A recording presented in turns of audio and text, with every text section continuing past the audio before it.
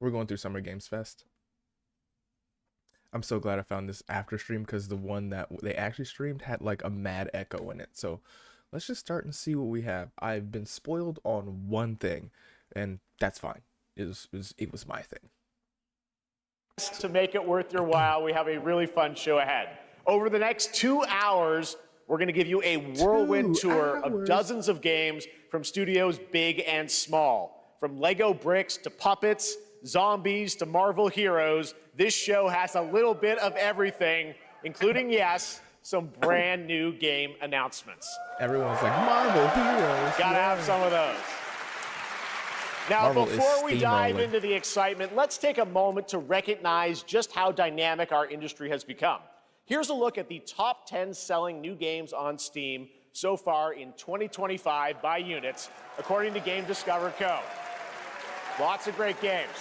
Now, the list includes beloved franchises, but sitting proudly at #1 with over 13 million units sold since February is Repo, a groundbreaking indie game crafted by a passionate team of just 10 people at Semiwork in Uppsala, Sweden. And closely trailing it is Schedule 1 from TVGS, a solo developer in Australia. A meme game. It's inspiring that these indie creations stand side by side with heavyweights like Monster Hunter Wilds and the Oblivion remake. That is pretty cool.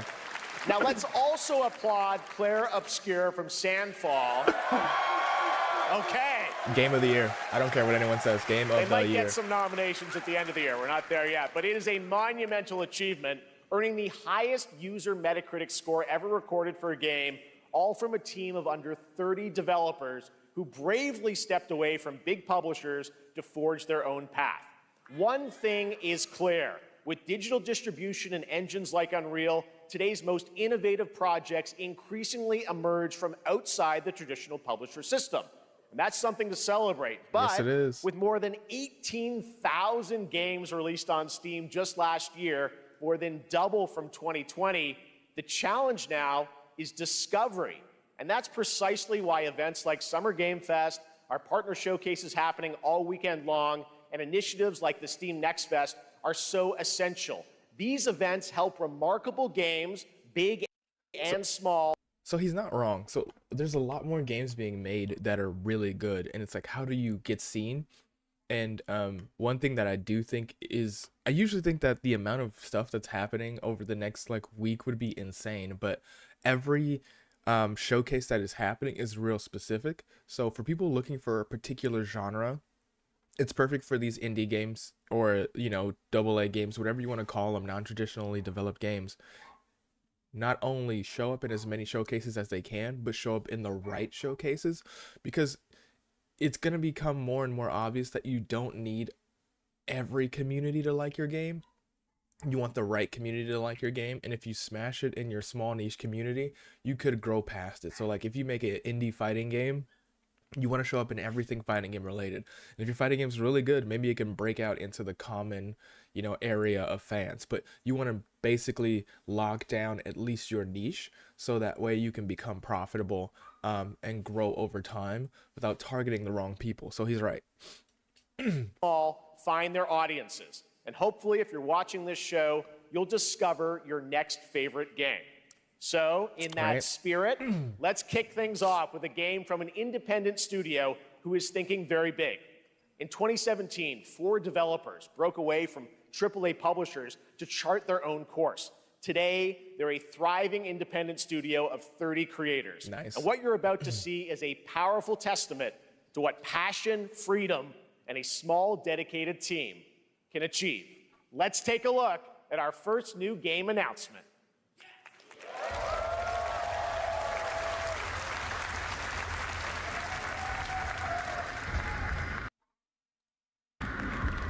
You think you're the Harbinger?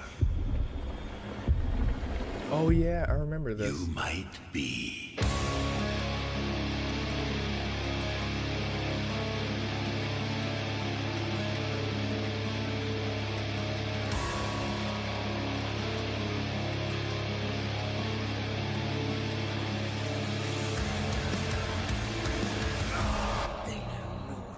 That drop was spicy. You're a weapon, child.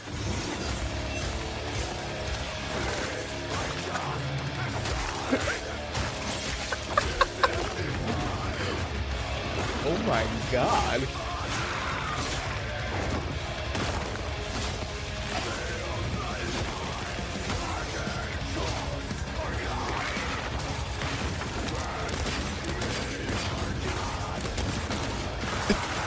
What do you say? It's just interesting. Ugh. They'll worship you until you fail. Then what? And move on. This is metal, aside from the actual metal. God. The leader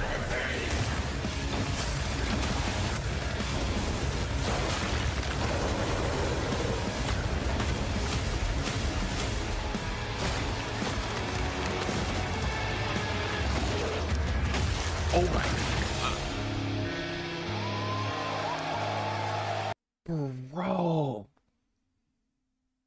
Bro, I remember the original Mortal Shell trailers and stuff, and it just looked like a really, really simple Souls-like that you can get in and get out of in time.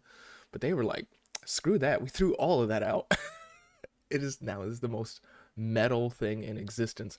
I'm here for it. It looks extremely brutal. It does look like an evolved version of what it was. So I think that this is going to be just as simple as the original Mortal Shell, but obviously more violent. I'm hoping that the metal soundtrack plays a role in the actual game. Probably not. They're going to have atmospheric backgrounds and stuff, but the fact that they're going with a metal soundtrack, metal text means that this story is going to be probably pretty in your face. I'm excited about it. It looks really interesting. Let's go back real quick. Proudly at #1. Yeah, the speech. And the I forgot this is a 2-hour show, so like all weekend long. I need to and like. there we go. Like, look at the designs, dude. This reminds me of like all the stuff in the 80s when we were making mixed media with metal. There wasn't a whole lot of it, but there was enough of it. And this is, for those of you who make game trailers, this is how you make a game trailer. Everybody just wants to see gameplay. And if you can play with it with the audio and tell us give us the essence of the game. Like, you could say, oh, they're cheating with like cutting to the music, but they're not, because the gameplay is real specific. Look at it. It's clearly a Souls-like with new, interesting, and more aggressive active animations. It's pretty in a very not pretty way. That's the best thing I can say. And they're giving us hints of story without like spoiling anything. Based on what they originally said, I'm assuming that you're not trying to be like someone who saves the world. You're a god, and you're probably fighting other gods. And there's cultists who worship you, but they're fickle, just like actual humans. Oh, look at this. I like these designs because they're not just like grotesque monsters. They're like creatures that you can kind of see, and know that you should probably not hang out around. So yeah, Mortal Shell 2 looks good. End segment.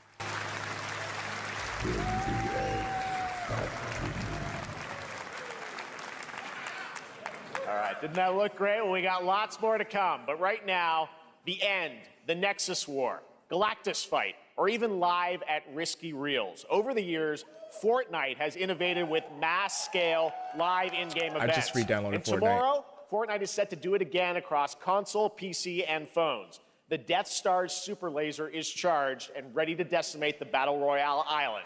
Do it. But there's still hope. You and your friends can join the fight. Here's the first exclusive look at what you'll be part of tomorrow in the brand new live event, Death Star Sabotage. Do it. I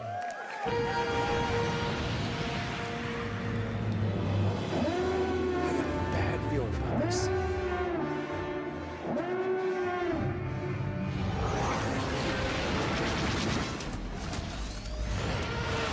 Oh yeah, you know all the X-Men Fighter fans are happy. Everything you've got.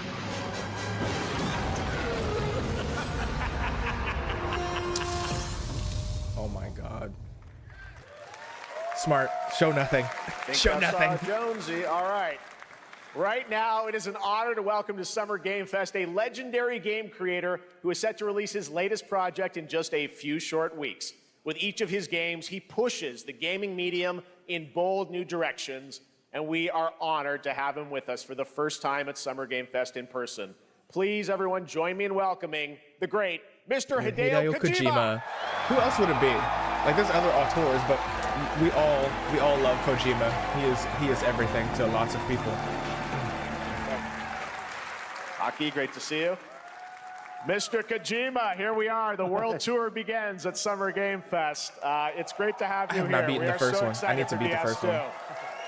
So let me ask you, Mr. Kojima, you've worked for many years on this project. What do you hope players take away from DS2 when they play it later this month?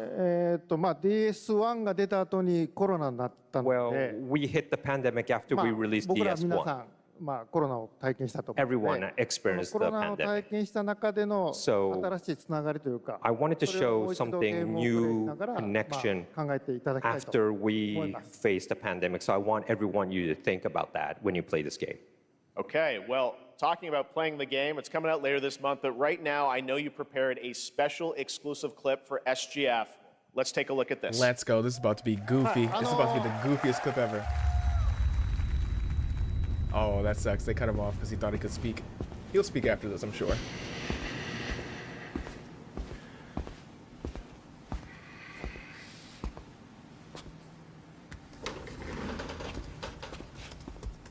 Snake? He puts on the bandana. He might as well be Snake.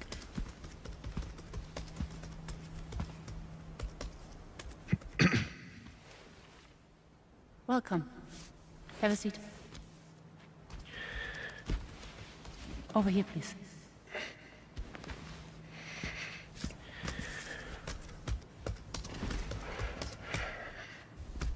That boy awkward.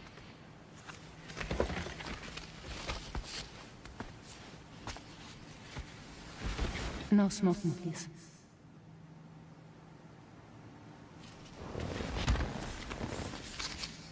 So you are Neil Varner. Mm-hmm. What do you do? For a living? I'm a porter.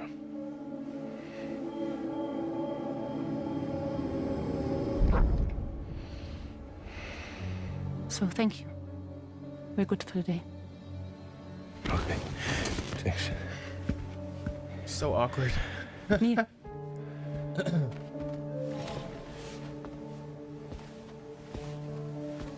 What?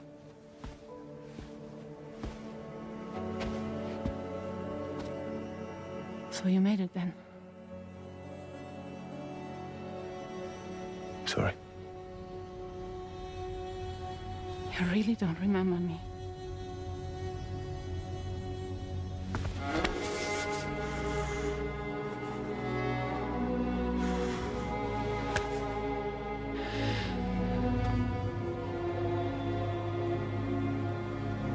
The girl. You're alive.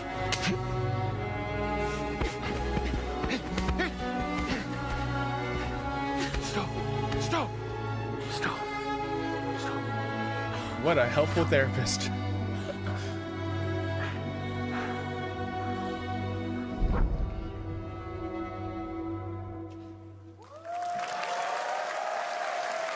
I don't know what that means. I didn't play the first one. Well, that was a clip from the game, a cutscene. We saw a first glimpse of Neil and Lucy, and we met them in the Yes, trailer yes. back at South by Southwest, but we got a little bit more of them here. Tell us a little bit more about this clip and the characters of Neil and Lucy. Mr. Kojima. DS2 で非常に重要なキ In ャラクターです。 It's a very important character, ニールとルーシー。 Neil and で、 Lucy. ちょっと詳しくは言えませんけ I ど、 can't really say because there'll be spoilers. 手にカニ座の刻印が you 2人ある saw the cancer mark on both of their すごい hands 深いつながりがあって So they have これ this が物語に deep 大き connection く関わってきます and reveals で前回 throughout the クリ story. フっていう人気キャラクターがい And ま last すけど time on マッツさんがや DS1, って we have Cliff, で who was 物 played 語 by 的には Max. 彼はもういなくな And った of の course, で by story, まあ2では出 he せ will ない not be in で今回 DS2. ニールっていうのがマ But ッ this ツさ time, んの代わりというか Neil その will 同 be じような like 役割を担っ playing like the て role that 登場 Max します did for DS2 で this まあクリ time. フすごい人気あったので And Cliff was a very まあ popular クリフを超えるようなキャラク But タ I ーを作ろうとしてまあルカさん We に have お to 願い kind し of て like top that 結構いいキャラ character. クター So にな Luca ったと Marinetti was a great 非 actor, 常に and I 心 think に残る演技もして it いた was だい great. て He did a great performance, so I think you'll like this new character, も Neil, う too. 20日後にゲーム出るんで Well, the game's going to be out in 20 days, so Yeah. I'm not going to Yeah. give any spoilers. Don't need to say anything. That's I know. what I brought today. But there is more to share, and you won't have to wait very long to learn more about the game. Actually, this Sunday, as part of Summer Game Fest, you tune into the DS2 live game premiere, where Hideo will be joined by many members of the cast. He'll be sharing a new demo of the game, live gameplay demo, alongside Elle Fanning and Troy Baker, and I'll be there hosting it. And let's just say this is not the last that you've seen of Neil this weekend, and we'll leave it at that. ニールのゲームプレイシーンっていうの Yes, を出し I'll ます show you ので the gameplay scene of 見に Neil. 来てください So hope you enjoy. Will join us Sunday too. Excellent. All right. Thank you so much. Hideo Kojima, everyone. Great to see you, Mr. Kojima. I wish I Thank you. had more to say about that, but like I said, I have not finished Death Stranding 1, All so right, I have and no now idea. I'd like to introduce my I will co-host try for Summer Game to finish Fest. it. She's along for the party. There's a lot of games I a wanna veteran finish. games journalist on GameSpot and the co-host of the Friends Per Second podcast. Please join me in welcoming the incredible Lucy James.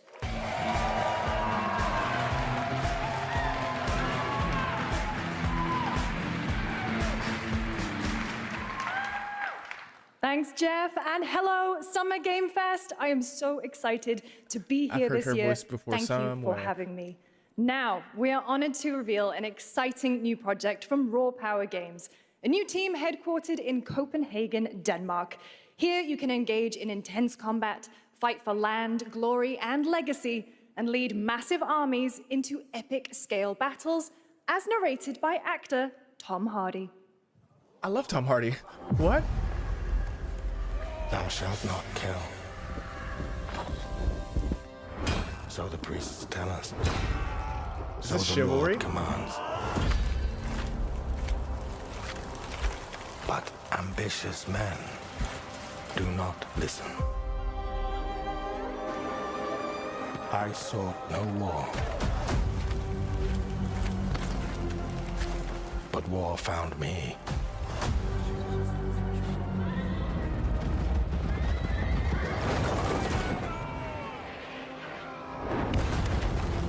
I became like them. I took up the sword, prayed I could win redemption through my deeds.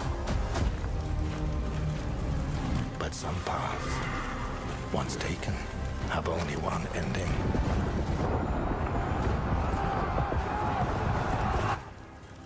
I shall find no peace. On this road, there is only death.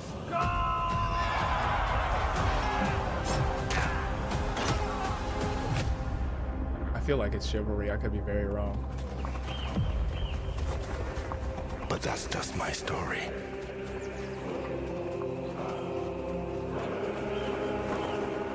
Go write your own.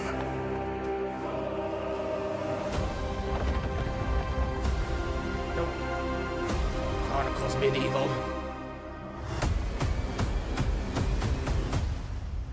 No gameplay. I have nothing to say about it. I love Tom Hardy though. That was a very cool new project in a brutal European medieval world. Now it's time to hang No gameplay, on to the no edge words. of tomorrow. No words. Sonic Racing Crossworlds is a thrilling new entry in the legacy of racing action games within the Sonic franchise. Crossworlds brings other worlds and familiar faces to Sonic Racing, Okay. including surprise guest characters Shovel being Knight. revealed here Just kidding, at I have no SGF idea. for the first time.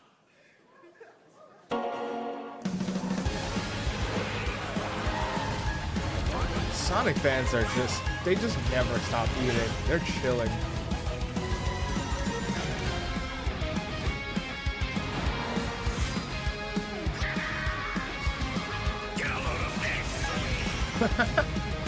It's so pretty. I love that it's not like a kart racer. It's like a racer with kart mechanics. Let's mix it up. Yeah, sometimes simple aesthetic changes do a lot.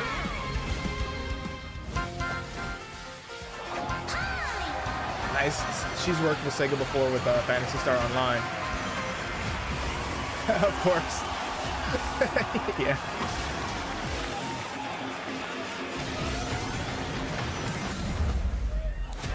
Nice. Oh yeah, they've been really intentional about like the branding for Persona 5.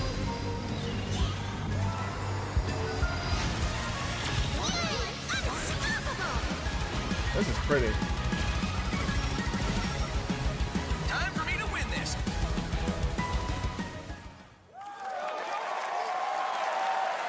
All right, we gotta talk about that.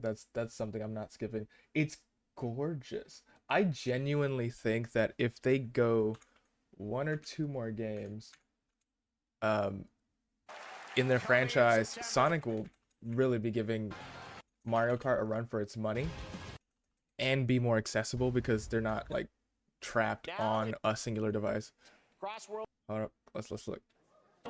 Okay, so look at it. Look how pretty this is. This is cutscene, but then like it goes right into gameplay, and it's gorgeous. The worlds are more interesting now. They're not as thematic as Mario Kart because Sega's branding, trying to bring all that together, a little difficult. And plus, even though Sonic has strong fans, it doesn't have like a strong, well-known universe to where we're making themed stages everyone would immediately get. I hope they do it anyway so they can start to bring all that Sonic lore together, from the shows to the comics to some of the games. So when you play a world, you know what it is. The only world we recognize is clearly the world from Sonic Adventure 2 and maybe Sonic 06 because it was so bad. But still, Sonic fans are eating good right now. It looks really pretty. It looks really interesting. I love that they ditched the like carts for cars, and then the rider boards, because Riders was, whether you like it or don't like it, it was still like iconic in the Sonic franchise. These are great guest characters. They made it easy with like Ichiban because he's a Sega properties.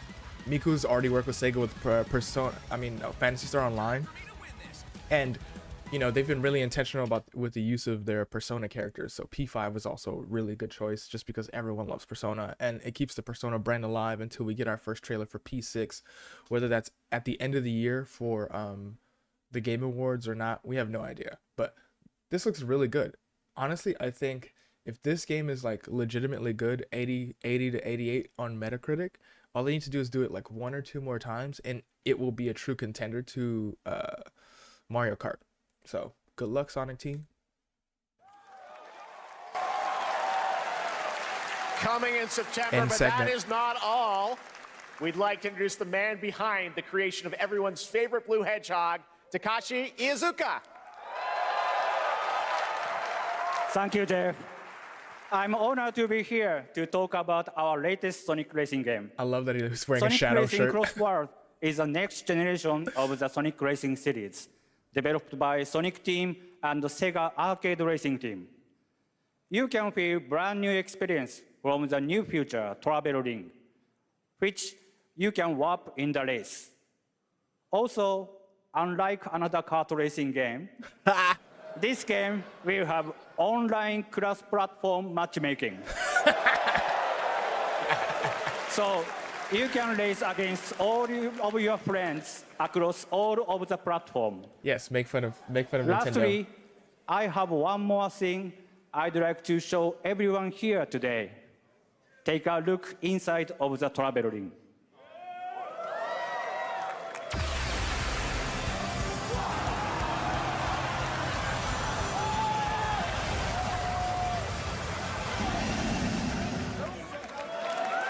That was cool. Minecraft and Sonic. I guess you could say, you gotta go craft.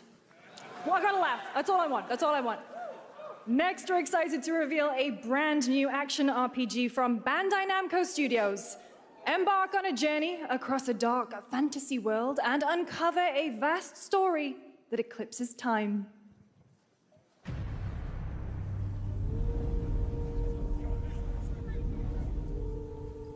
Oh, is this the okay, no, it's not.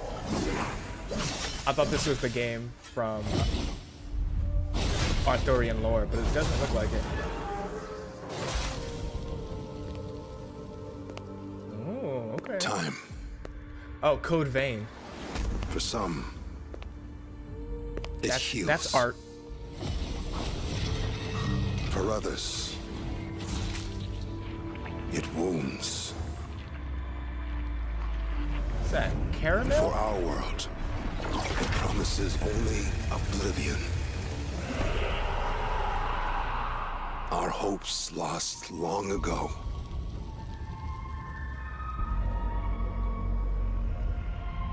But you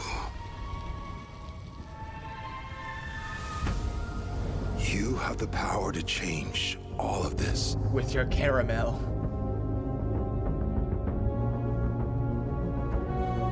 If time were a weapon to wield,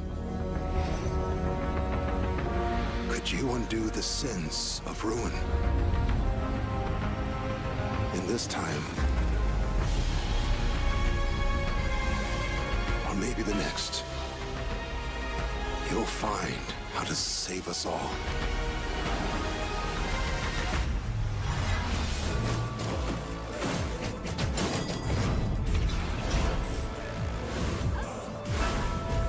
Interesting.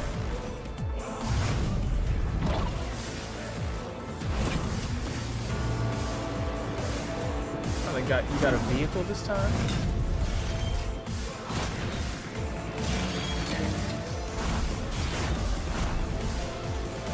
That's a big weapon.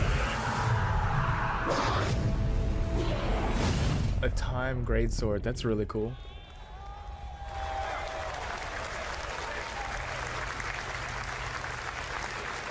Hold up. We're gonna go through it. We gotta go through it. See if I get it right. I'm definitely gonna overshoot this. There we go. Okay. So congratulations to the Code Vein 2 people, because I know Code Vein was a really interesting Souls-like that came out, but then kind of got forgotten about. What I'm worried about, off bat, I'll just tell you what I'm worried about, is it seems like they're doing a time travel story, and that rarely goes well. But, you know, most people who play Souls-like don't play it for the story. They play it for cripplingly hard combat. So, one thing I'll say off rip are the designs for everything looks unique, which is good. It's a very good thing. I'm not going to confuse this game for any other Souls-like, and I'm excited to see that. You have the power to change. Character designs are anime as heck, as usual. In this time, I wanted to bring up the designs and the gameplay. So basically, you probably fix everything. That's like what the game is potentially saying you're gonna do. You're gonna fix everything that's wrong with the world right now. Okay, now look at this combat. It's a Souls-like, definitely. However, a few of those swings look really fast, so I'm wondering if they got the idea in their head to get closer to Bloodborne instead of like regular Souls-likes. I'm not sure what's up with the vehicle, so that means they're gonna do really big open worlds, I guess. You have goofy anime powers, which is good. That's like a part of their like entire DNA. I want that clock sword so bad. But yeah, it looks like it's much faster. I'm hoping they do kind of lean into that, and like instead of being a regular Souls, like they lean into the Bloodborne-esque aesthetic, and I mean not aesthetic, gameplay style, because people have been jonesing for a faster, more attack-based Souls-like. So if they do it, great. If they don't, I'm sure it'll just be an evolution of what they've made before, and Code Vein 2 will do just fine. End segment.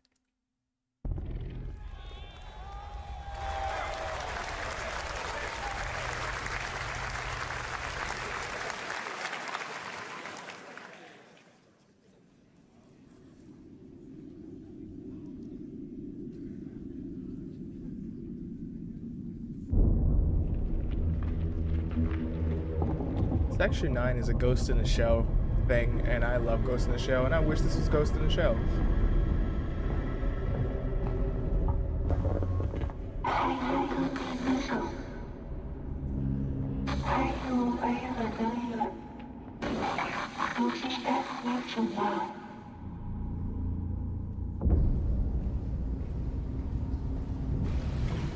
Okay, it's top down. I thought I knew what it was, but I have no idea.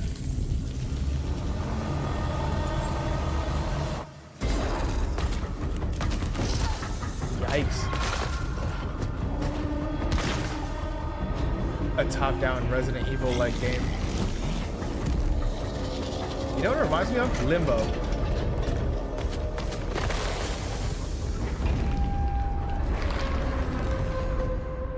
Yeah.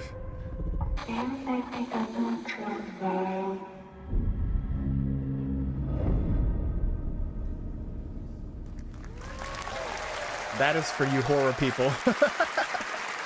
That was a very moody, cool new game. That was End of Abyss, the debut title from Malmo, Sweden-based Section 9 Interactive, an atmospheric action-adventure game coming in 2026 to the Epic Games Store and consoles. Next, we'll step into the black and white world of rubber hose animation with Mouse PI for Hire. Developed by first-time developer Free Games and published by PlaySide, releasing later this year. Here's a quick new look at the game and the reveal of a familiar voice. Is it Mickey? No, there's something rotten at the heart of Mouseburg. Crooks beware. Detective Pepper's in the house. There are those who have bent the city to their will. Dumb wise guys and fake cheese wheels. And those who do anything to save it. Look at it. It's so wonderful. They won't even know what hit them. Oh, boy. Here we go. I wish they would have shown more. I really do. But this is my kind of game. I'm a big fan of like old school stuff. Stuff from like the 50s, 60s, 40s. Some stuff from the 20s. It's like my thing. Look at how beautiful the animation is. If you like Cuphead, you will like at the very least the aesthetic. But like a shooter that is this aesthetic, there's no way this game will fail. Cause it's just like it's like playing an adult version of Steamboat Willie, which is quite literally obvious, and I'm super jazzed for it. I wish there was more gameplay, but I just need a release date so I can enjoy it. I would love a demo. Give us a demo. With no release date, that's what sucks, because I'm excited. But yeah, it looks so good. I can't wait. Another role for Troy Baker. All right, that's not all from PlaySide. Now comes the announcement of another ambitious project from this independent Australian developer. We've been talking to them for a while about this project, which builds on their recent launches of Kill Knight and Age of Darkness. But this takes things to a whole new level. It's a premium real-time strategy game built for PC based on one of the most iconic fantasy franchises in the world. Pokemon? Just Any kidding. guesses? Let's take a look. It's probably Lord of the Rings, because I heard some rumblings about Lord of the Rings getting some new IPs. Nope, I was wrong.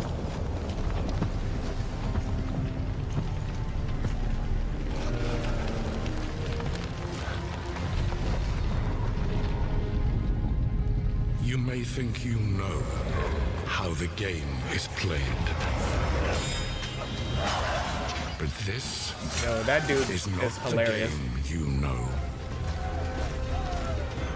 Peter Dinklage, Peter Dinklage, Peter Dinklage, Peter Dinklage, Peter Dinklage, Peter Dinklage.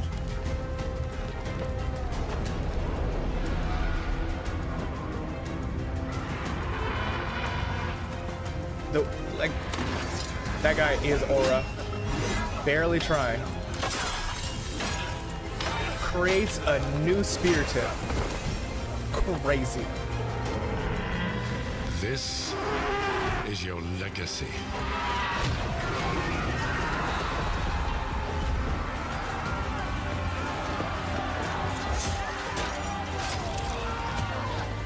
You decide who wins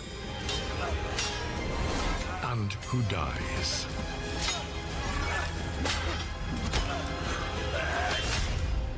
He's dead, remember?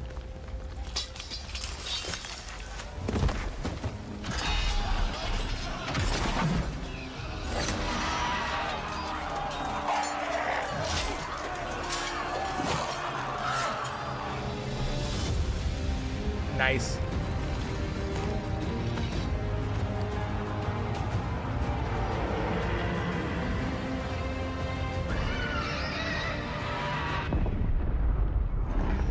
thrones.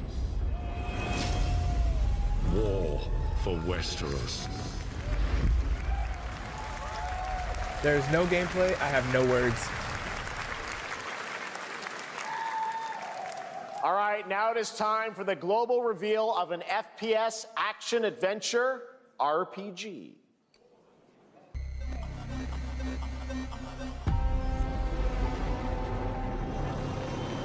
Ooh, I love sci-fi. once said, one could count 1,000,000 billion suns in the known universe. So why do we deny other intelligent beings? It is said, if they were out there, they would have visited Earth. Right? Because we're arrogant.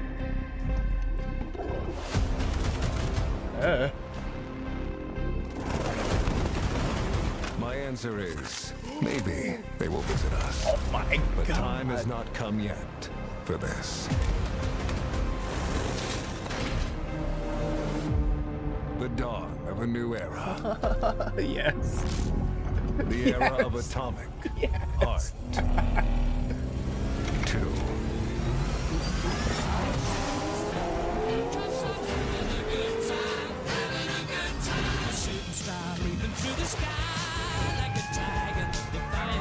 Laws of gravity. Like Lady Godiva.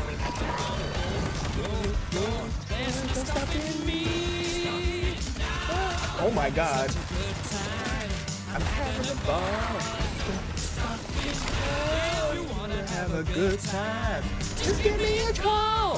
Don't stop me, 'cause I'm having a good time. Don't stop me, 'cause I'm having a good time. Have a good hunt, Captain.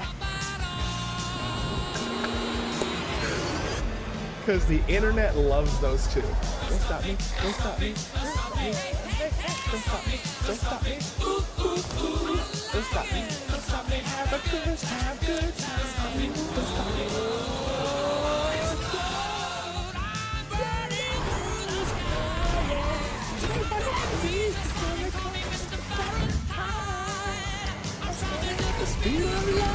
I'm gonna make a supersonic man out of you.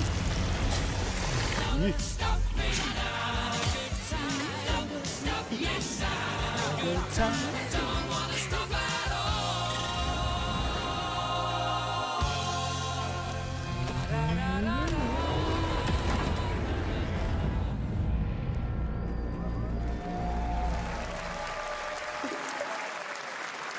We're talking about it.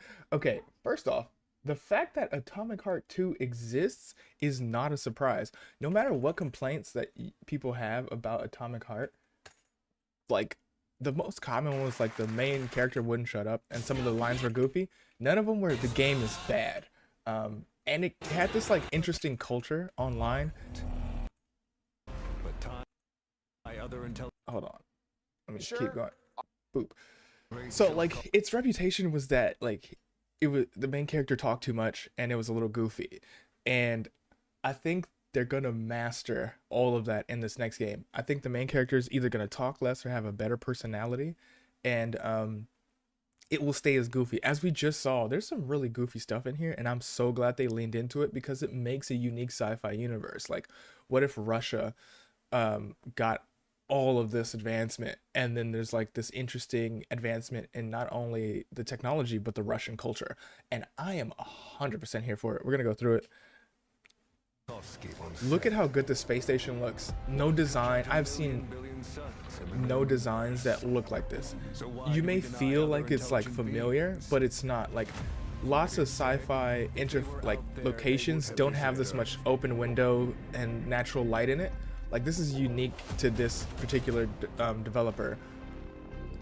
Look at the locales. Look at the actual design. Look at the way the guns look. The guns are probably gonna be straightforward because Russian weaponry works, so they don't need to build anything new. And they go for like this unique practicality. Also, the twins. That's another reason why I think this did so well, is because the internet was in love with the twins, and I don't mean like facetiously. Like they were genuinely in love with the twins. There was like artwork and stuff, and the developers picked up on that, and they got like a really interesting DLC that I don't want to spoil. So yes. The era of Atomic Heart. Yes. to. Now let's look at this gameplay without the music, because I will sing it all over again. Great design. It looks like a meme. Aside from the fact that it's like a high fidelity meme when you watch some of this gameplay.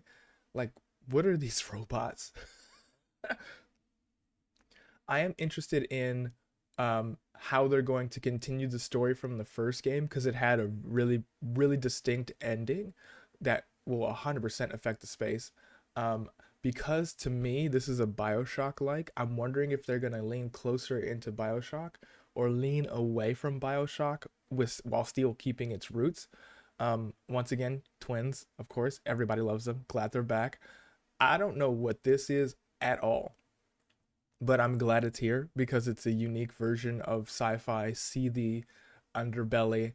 And I look at the interesting designs you've never seen before. People are still wearing ruffled collars and stuff like that. Like, even look at the designs for the performers. That's not common. They're usually like stripped down. Even in my favorite game, Mass Effect, they're usually just wearing some real simple attire, but there's like culture added into what they're doing in the nightlife. I don't know what that was. That was gross. Of course. Look at those designs. They're so interesting. I'm loving that they're leaning into their own art style, because I've never seen anything that looks like this before. And it's going to be really fun to go through it and see how interesting, funny, and whimsical they all are. So Atomic Heart 2, interested, can't wait. I'm going to wait for the summer sale, and I'm going to buy the definitive edition so I can go through like the entire game again, with the exception of one of the DLCs. One of the DLCs is really off the beaten path and not to my taste, but the other ones will be worth it. All right, let's keep going.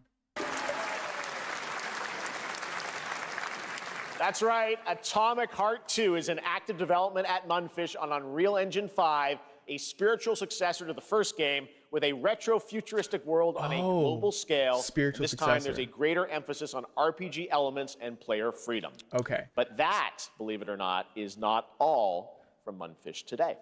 So that means that the first game and the second game will have nothing to do with each other, which is interesting. Is it recording? Yeah, it is. It's in the sky, a giant cube. I can still barely believe it myself. What? When it showed up, I was in the lab. I didn't even see it. You know, I felt that same fear, though. A terrible sense of my own powerlessness.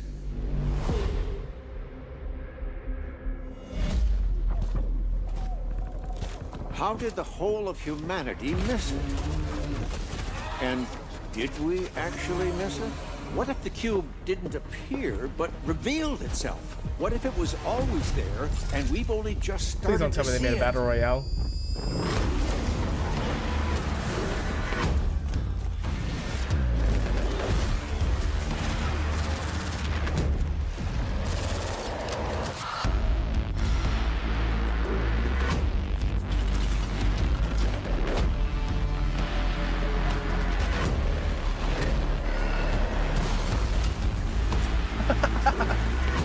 Old lady with a weapon.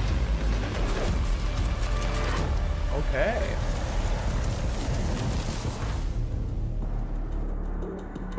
The cube. That was cute. Cute little guy. The cube. I do genuinely want to buy all of my weapons from a really angry old lady. That sounds like perfect. Perfect. Who's gonna tell you how great your weapon is? Grandmama. That's who.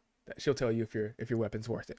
Cube is yet another new project from Munfish, an MMORPG shooter set in the Atomic universe on a massive levitating cube you can see there, where the edges are constantly rotating to create unique gameplay combinations that are ever evolving. That's cool. All right, let's jump into the Marvel Cosmic Invasion universe. The new... Hold up, we're gonna go through the cube real quick because I'm interested in what they're doing. I thought it was a battle royale. I'm so glad I'm wrong. Retro beat 'em up coming to PC. I know, Marvel, we got you in just a few seconds. Now, here's the thing that I'm really excited about for the cube is if this is even marginally successful, that means that Munfish already has like their own start to a metaverse, which is the best term that I can use, or at the very least universe. Showed up, I was in the lab. I didn't even So see it. based on what I can see, I felt that I'm gonna assume what the gameplay is for the cube is each section of the cube is its own biome with its own objectives, and when they fuse and combine, you have a unique map every time that the cube moves. It's a unique map. So you could have desert, grassland, and Iceland on the same map, and they have enemies that roam around, and you're just gonna have to deal with them whether they're in their biome or not. I'm gonna assume they stay in their biome because that could cause some scripting issues, but at the very least you'll be hunting in specific areas, and it'll keep you coming back because you could probably only get certain materials you need to craft certain weapons or whatever when those sections of the cube are active. Looks like it's team based, looks like they have really unique enemies, because of course it's an Atomic Heart universe, so everything's gonna look goofy. What I do find really interesting is that their aesthetic for the ladies is sexy tactical, and their aesthetic for the guys is straight up tactical. They're not even hiding their influences, and I think it's pretty cool.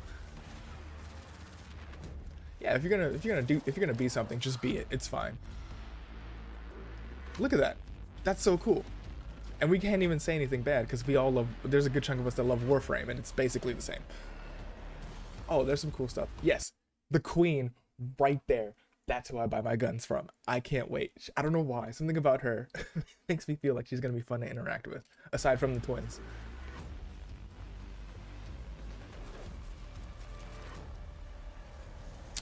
I'm loving that they're showing a really strong gun customization system, because that means that we could have a lot of fun really with character expression in the weapons that we create versus the ones that we find. So I'm assuming there's going to be a heavy crafting system so we can make whatever gun we want. I'm into high power weapons, so I'm probably going to have a lot of semi-automatic weapons that have high damage and high crit. So yeah, I think the cube's going to be interesting. And he's still cute. All right, let's continue. Cute little guy. The Cube is yet another new project from Munfish, an MMORPG shooter set in the Atomic universe on a massive levitating cube you can see there, where the edges are constantly rotating to create unique gameplay combinations that are ever evolving. All right, let's jump into the Marvel Cosmic Invasion universe. Marvel The new is just retro beat 'em up slaughtering coming to every PC and company right consoles now. this holiday with multiplayer fun for up to 4 players. Storm You is can pick between everywhere, and I am Marvel for it. characters to play, but so far only 7 have been revealed. Well, now it's time to meet the next 2.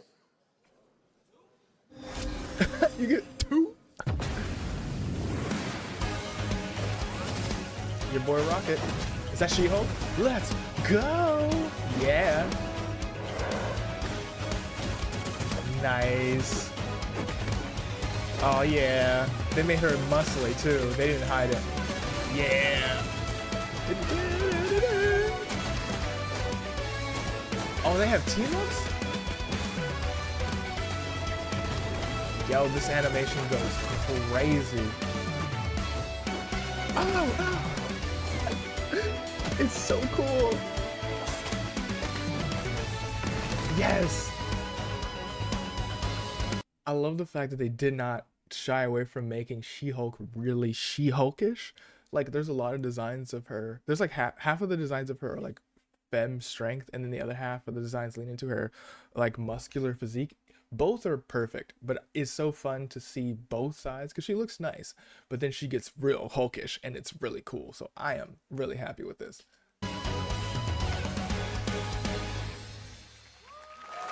I want to stop it and go see some of the designs again. Yeah, let me go backwards. I want to see some of these animations over again. Look at her. Well, now it's time to meet. So it's Rocket and She-Hulk, and they have team-ups, which means there's going to be more team-ups in the game, which I think is really cool. That poor bug. She punches him. Look at how large his guns are. I like how her body changes shape for some of the animation. She just gets much bigger. Oh yeah. Yeah, she just hits it and it shoots. Those are some cute combinations. ultimate, just a big explosion combination with Venom. Not a true combination, but stuff that you can do, which is really fun. And then she gets big for her ult. Yeah, that's really cool. I just wanted to see it again. You just have to appreciate really great pixel art. This isn't hell. Devil May Cry. My world. Or not. Is this place? No, it's Japanese. Onimusha? Yes, a working pairing system? Let's go, I'm in it. You don't have a chance.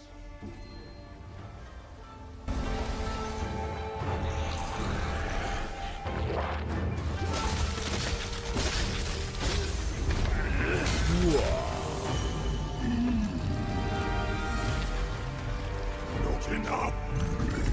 I need more. That is a brave man. Pick your battle, piggy. Oh, the parry, my goodness.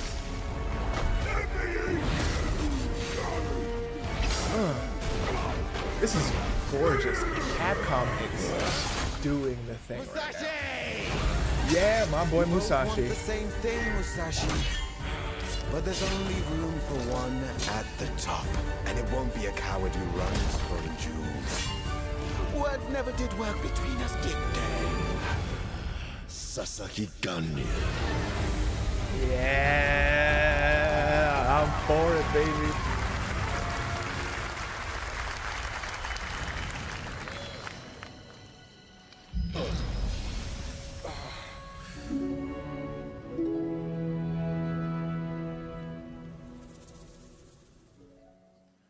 Okay, we're going through it again.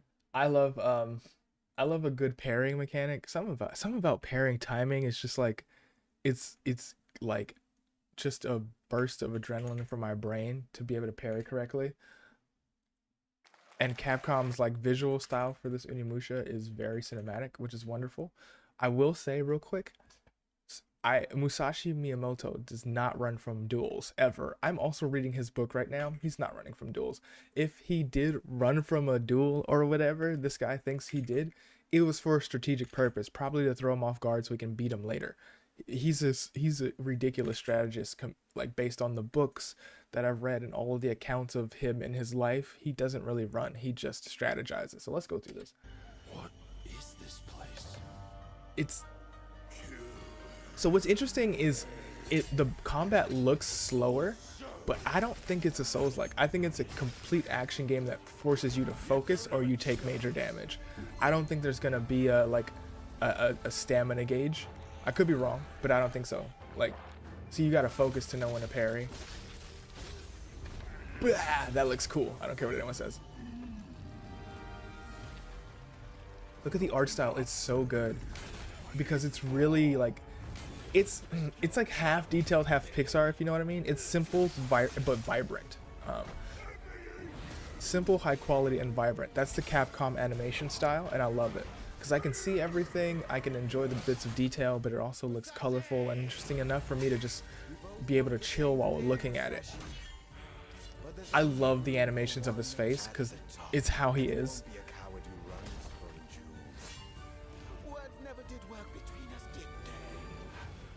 So they did give away a little bit of story. He either loses it and gets it back, or gets it back and loses it.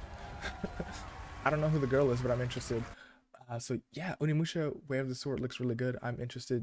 I want to know what your thoughts are on the game. It does look really slow, but I don't think that's a bad thing at all. I'm really interested in it.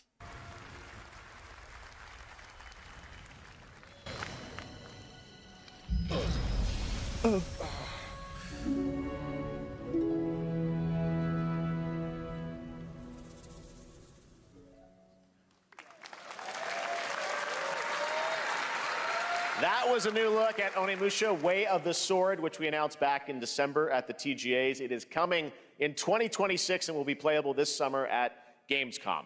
Now let's completely switch gears. You guys all know I love my puppets, and this next project is one I've been tracking for a few years, as a team at Sans String Studios is using Unreal Engine 5 to create an insane digital puppeteering pipeline. It's actually a thing. What you're about to see is running completely in real time in Unreal, and I cannot wait to play it. here is an unexpected new game announcement that combines comedic storytelling and arcade fighting action. Check this out. Arcade fighting, interesting.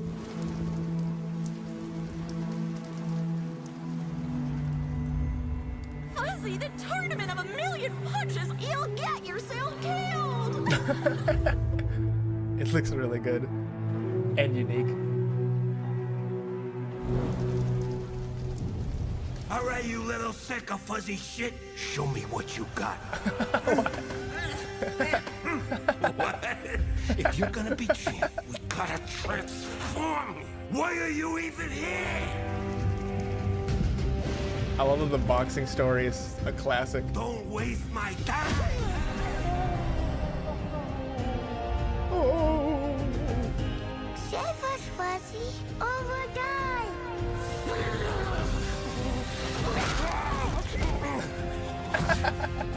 Attaboy. Attaboy. Attaboy.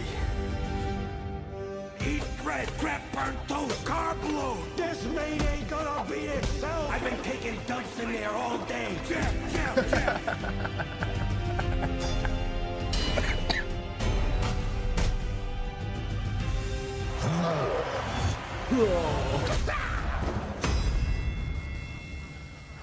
That looks good. Oh yeah, bring back those references. There's nothing to say other than it's awesome and funny. I can't wait. Super fun. Got to wish list that, Yeah, right? All right. that's well, a video it's game, time video to see game. the announcement of a brand new game in Deception We Trust. An ancient white castle deep in the mountains, Oh, this must lost be to time and a legend. Deceive Inc. Only the universe chosen game. find their Or way not. here. I was wrong. Different style. Gathered from every corner of the earth, divided yet bound. Wolves and lambs, engaged in the perilous dance of wits, a game where truth is but a shadow. Enough theatrics. I'll get to the point. Killer N is a murder mystery action game. The killers lurk elusively in plain sight. Kill someone and a clue will remain. Hair, fingerprints, blood, clothes. The lambs scramble to find clues, one step closer to unmasking the culprits. Who is guilty will eventually come to light. Wolves win by killing every lamb. Lambs win by booting out every wolf. Such simple rules. But there's so much more to this game of murderous mystery. Okay, 'cause I'm trying to see how Complete quest to level they up. make it Buy go. items with the gold you earn. Loot chests for weapons and armor. Steal items, blow up opponents, poison others, place traps. Discover one of your own is a wolf. Is killing not to your taste? Then you'd better escape the castle. Now the paths to victory are clear. You would do well to remember, deceit and deduction are your strongest weapons in this game of life or death. Your invitation awaits. Okay, so this is really, really, really interesting because this genre is kind of hard to make work, and it's usually due to the player base, not the actual game. So let's go back really quick. So here's what I'm interested in with this game. I'm gonna actually. I'll get to the. I'm actually gonna do this. Killer N is a murder mystery action game. So the way these games usually work is that, like, if there's a voting system, people just get real goofy. This is what scares me, because, like, you see how he picks up the bit of blue? If there's only one character wearing blue, like, is it obvious to figure out who the killer was? So the thing that makes me think this will work is they have multiple. Ooh, there's also more stuff that I'm seeing. So there's multiple paths to victory, and you can also protect yourself by potentially stealing evidence. Look, yeah. So it looks like, yeah, okay. So it looks like there's multiple ways to win, which is deduction and murder, as well as escaping. But there are some sub things that will help make it easier. Like, let's say, like, the blue fabric thing scares me because it's like, what if there's only one person wearing blue? Let's say a person found your clue or whatever, maybe you can find them and steal the clue back from them so they don't have it. So that way it's not obvious that you did it.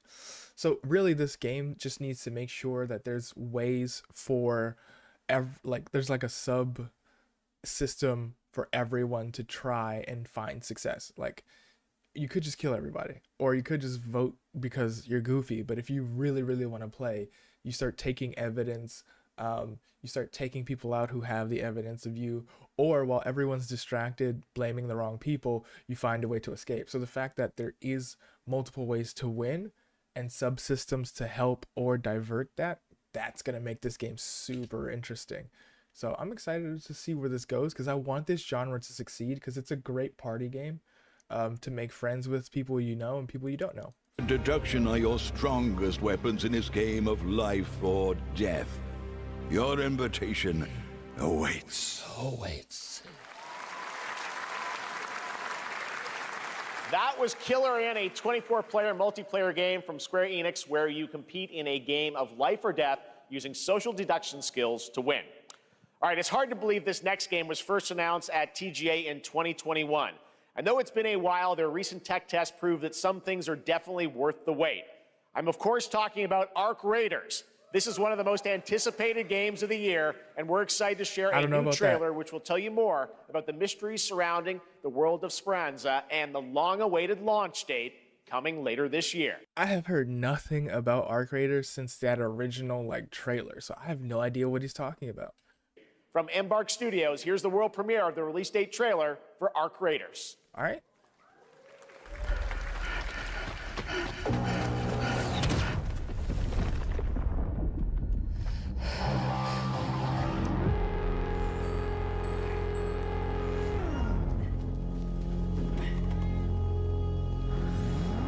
Breathe. Let your body settle into a slower rhythm.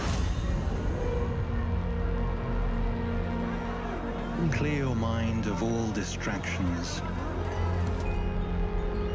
You don't have to walk this path alone. Surround yourself with resourceful friends.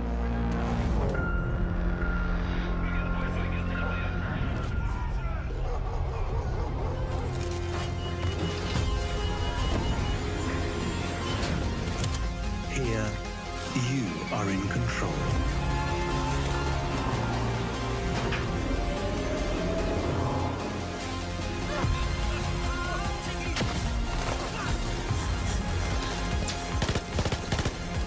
Oh, this game.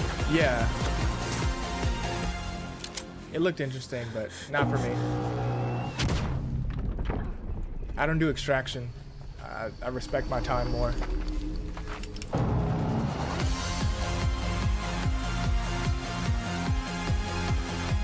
Skip.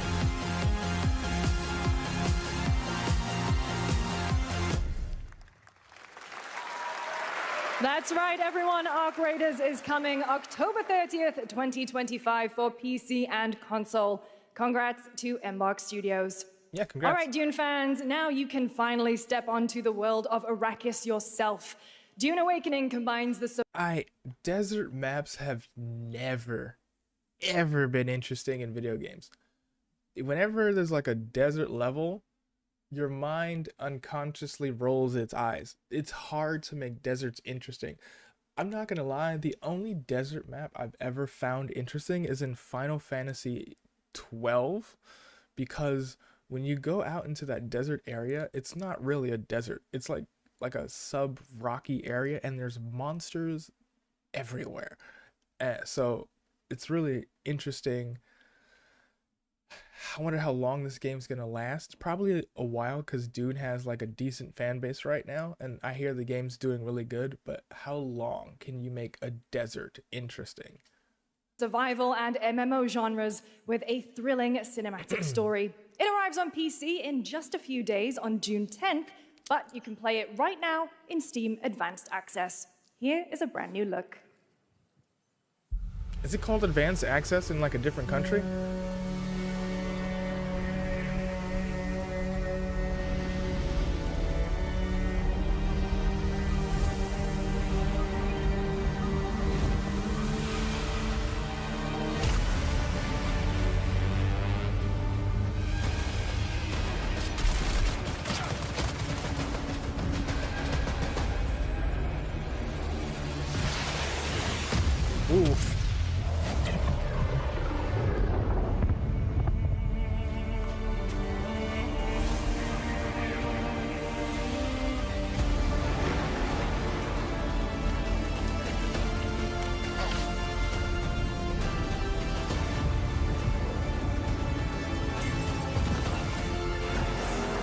crafting will be great for a lot of people.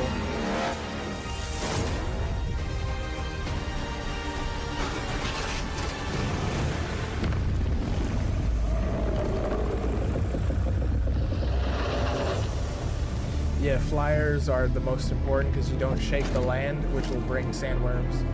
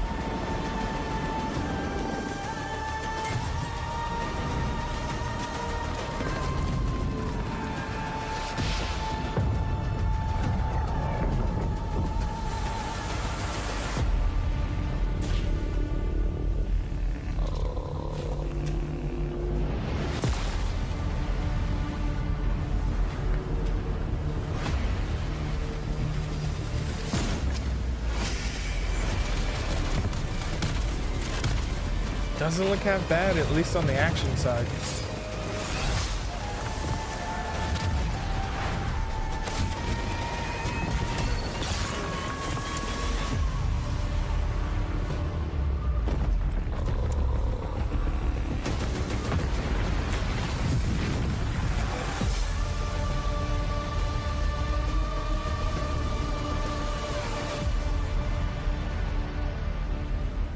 Nice. It starts next week, so everybody can hop in. I think I'll hop in to see what's up, but I don't think I'm going to stay very long. I saw my world fall to ash, consumed by the void. I already like whatever this is. It's pretty. Try as I might to quell their advance. 'Twas all for naught.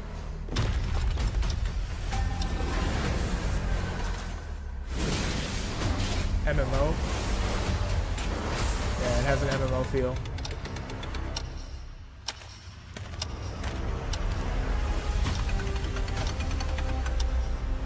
Some say time stops for no one. Is this action based? Yep. Neither man nor god, Oof. living nor dead.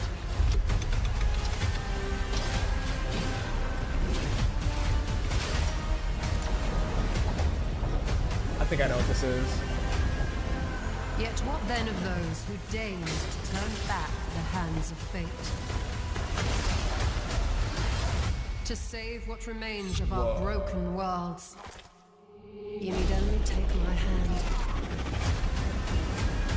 Return to the past. Yeah, Chrono Odyssey. Awaits. We haven't heard from this one in a long time either. There's a playtest at the end of the month for 2 days. Before we go on, that was actually kind of a big deal because Chrono Odyssey has been real silent. I want to take a look at the gameplay one more time. Yes, Wuthering Waves. You will have my time. So it looks like they're focusing on just like really high fidelity combat with, I'm assuming, bosses.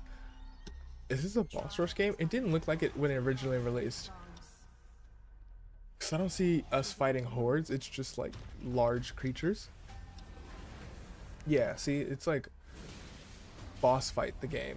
So I wouldn't say Souls-likey. I'm thinking more Monster Hunter meets Devil May Cry-ish. Yeah, look how fast everything is, so I don't have to worry about it being Souls-likey, which I don't like. There we go. Big attacks. It's like 1v1, maybe 2v1. You can probably bring in a small squad for some battles. I think so. Yeah, 3. There's 3 here. Okay, yeah, you fight some mobs. Okay, there is exploration. Okay. It's really well designed because it looks like the only things that are in color are the ones you're supposed to look at. So it's like, if it's future and past like they originally announced, the future is going to be gray, and the only things that have color are the things that you need to hit. And in the past, I think everything will be colorful for whatever reason. But yeah, it looks interesting. And then, of course, Wuthering Waves coming to take all of my time. I'm still trying to catch up on Wuthering Waves' story, but there's so much of it. I haven't even done any of the side content because I want to finish the story. Every hero's tale begins with a trial. But the true lead of the story has yet to emerge. Whatever's coming next cannot be easy. Okay, I thought that was never Shorekeeper. forget my cause. What is more compelling to you, sir? Just as he once came to me, filling that dark tower with light. What happened while I was out? So I hear you're looking for someone? This is the only game whose mascot I don't like. Not like the mascot for Wuthering Waves is really cool. Despise weakness, worship strength, and crave glory. I never doubted that you'd end up here. I'm merely curious. What ending have you penned for Septimont this time? That was an ad. They told us nothing new. A rat in the vessel. Such a tiny nuisance. I know all your secrets.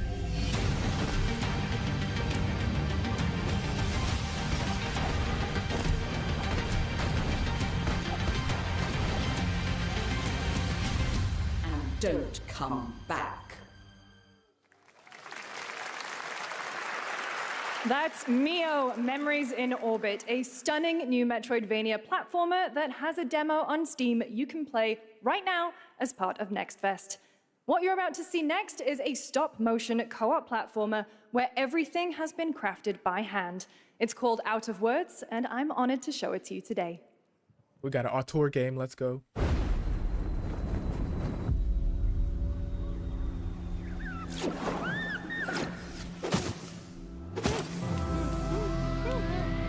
Yikes.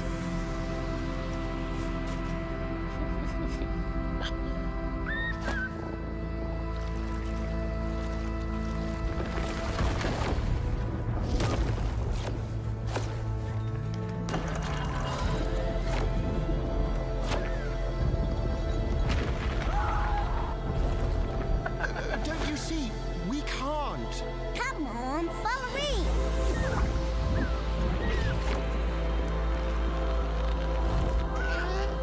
It's lovely. It's so lovely. It's a lovely game. What a really unique and different game. This Yeah. August signals the release of Mafia: The Old Country, the next entry in the acclaimed Mafia franchise from the team at Hangar 13. It's a Before we start, I'm sick of the Mafia 3 slander. The story was absolutely amazing. The gameplay, fine. Hate it, none of my business. But the story for Mafia 3 was just yes. gritty mob story set in the brutal underworld of 1900 Sicily. Here is the Summer Game Fest trailer. Betrayal burns because it can only come from someone close. An enemy can't hurt you like a friend. Who are you? Sono Enzo. I work here. My friends, my family, my beautiful daughter, Isabella. Don Torrisi looks out for people around here. Sometimes the client is feeling less than cooperative and we need to, Teach them a lesson. remind them of their obligations. This is between us and Spadaro. Where I come from, commitment means everything. If this is how he wants it, this is how it'll be. The Dons noticed you, Enzo. This is an opportunity. Do you wish to commit to this family? Enzo! We can't let them get away! When Isabella became involved, it became our business. Vicky Puttana! This family, loyalty is everything. We do not always get to choose what we do. We can choose who we are. And who are you, Enzo? I genuinely wish I knew more about Sicilian culture and history, because there's some stuff there that I'm pretty sure is absolutely really well thought out, but I can't place it because I'm not super up on Sicilian history. All I know is if this story takes place in 1901, we're still like 20 years away from war, so you know, I wouldn't know much about that. And if you thought that guy was a stud, just wait till you see this next game. LEGO Voyagers captures the creative, hands-on spirit of classic LEGO play and will also support a Friends Pass, just like Split Fiction. Here's the first ever look. Ooh, Annapurna.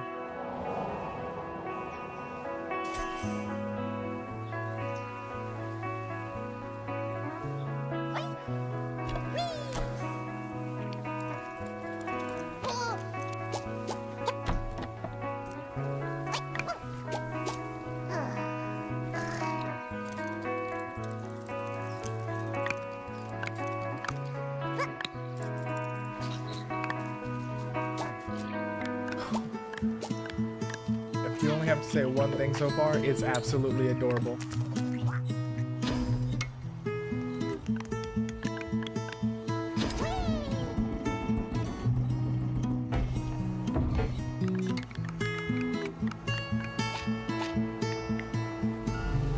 If this doesn't make you smile, I have no idea what will.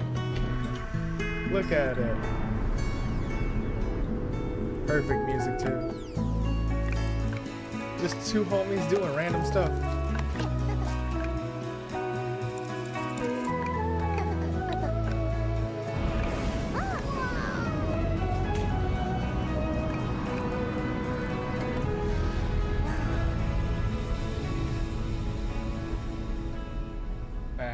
If that doesn't make you smile, I don't know what will. Hello, Summer Game Fest! I'm Carolyn Lawrence, voice actor for a few familiar faces you might have grown up with on Nickelodeon. Some with squirrel suits, thank you. Some with science smarts, and some with serious attitude. Nickelodeon has always been about wild worlds and weirder characters. And while I'm mostly sworn to secrecy today, I am thrilled to have a hand in revealing something that brings a lot of those characters together like never before. I hope you enjoy the first look at Nicktoons and the Dice of Destiny. Yee-haw!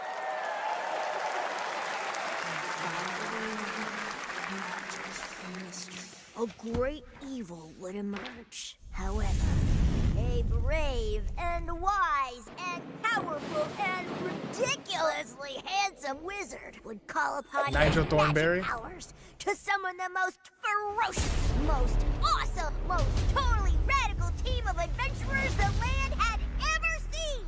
They alone would be able to...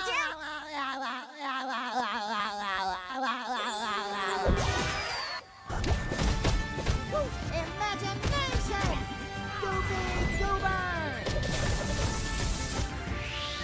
A beat 'em up, smart. I don't know what to It's say been other almost than 2 interesting. years since players first stepped into the role of Geppetto's puppet to save the city of Krat from disease and puppet frenzy in Lies of P. Overture is a DLC expansion to Lies of P that transports players back in time with new characters, environments, and of It's course, Lies of P, imposing so you enemies know and it's bosses. good. Here's the exclusive new look.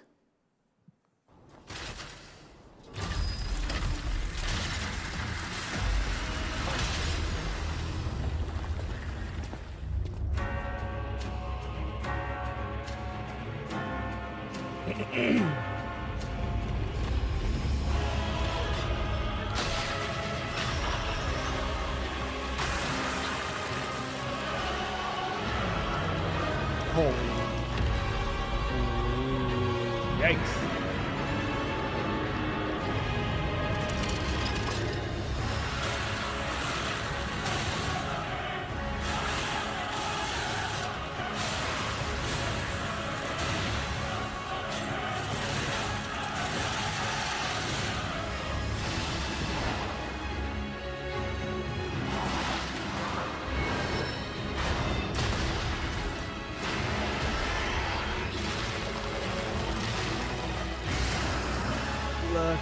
these designs.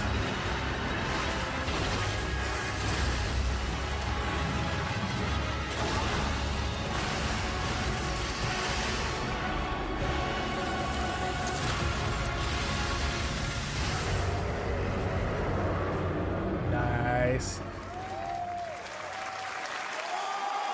Yeah, y'all go have fun. Yes, that's right. Overture is available today across all platforms to play, so enjoy it this weekend. All right, next up, the small video game publisher Serenity Forge, based in Boulder, Colorado, shared this game with me a few months back with a DM that said, Doki Doki Literature Club meets Silent Hill. That piqued my interest. I think you might get a kick out of this announcement, too. True story. That's scary.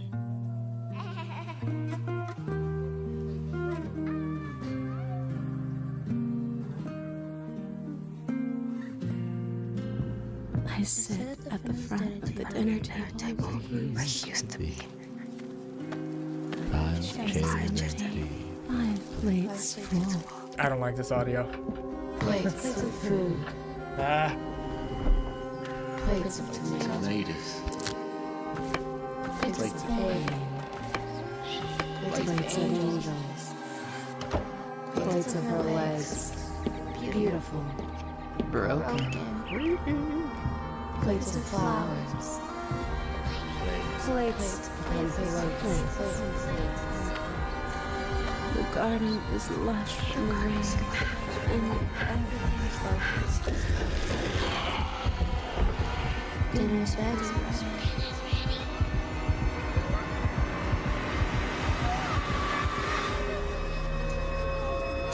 I'm good. Oh, whatever that is. There's a hunger that feeds and blooms, and I will feed, and I will bloom. I will let you horror people take that.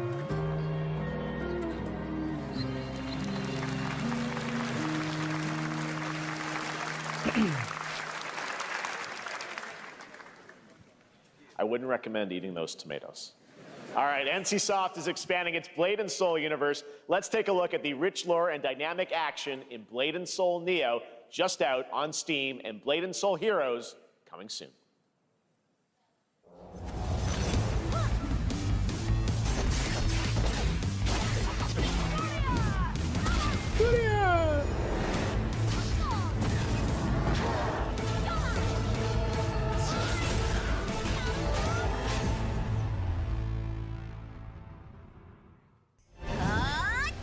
So that means it releases today? Or it's already out? Okay, it's been out for a while, I'm assuming.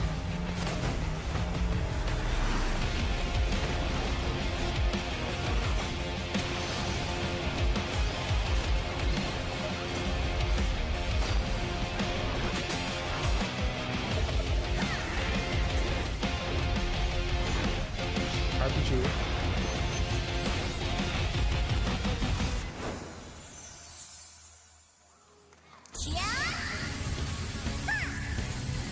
That's an aesthetic I've seen before. Mini golf with one eye and a Gatling gun. They 100% got that from a ninja fighting, ninja action game.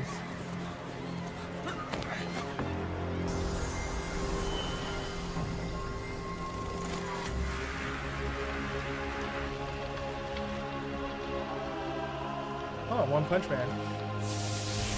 Okay. Yeah, the first fighting game didn't do so well, so I'm wondering what this is.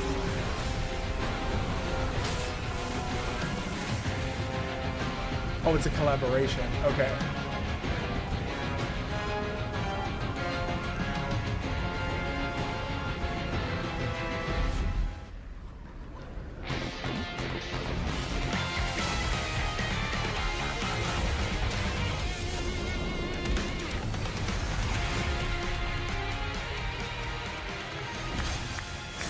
Yeah, Crystal of Atlan is new. So the fact that they have a collaboration already ready to go is nice. Ah, Seven Deadly Sins. I played the mobile game. Let's see what they got. Yes, their action games were okay. Luckily they made enough money to make whatever this is. Oh, they start really late after they've already had their kid. Yeah.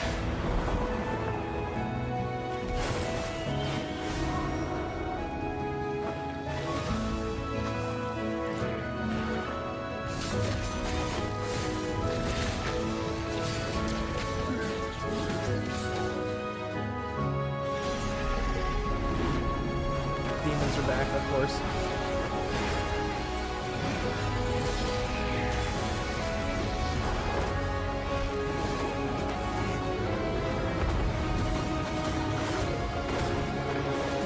Okay.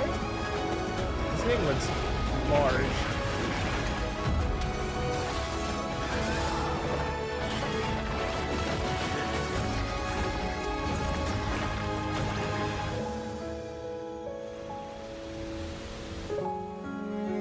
So is this a standalone game, or is this a live service? That's what I'm wondering.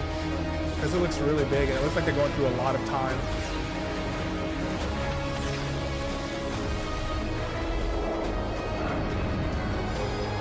Pre-register, Steam and PS5.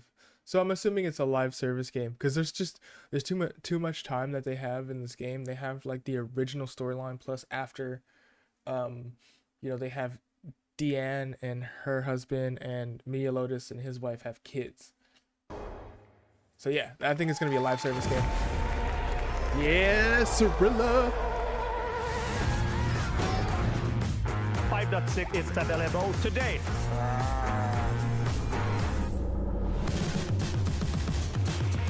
This is a technological showcase set in the world of The Witcher 4. Yeah, we already did that. It Human looks Creator good. is now fully integrated into Unreal Engine. You're seeing me live in real time. Squid Game will be coming to UEFN. It started with an epic mega grant, and it's now a serious contender for Game of the Year. I gotta see what YouTubing software they will be created for exclusively Unreal. on the Epic Game Store. Yeah, because they just showed that you could basically create a 3D model and VTube immediately. So I'm interested. We find a way.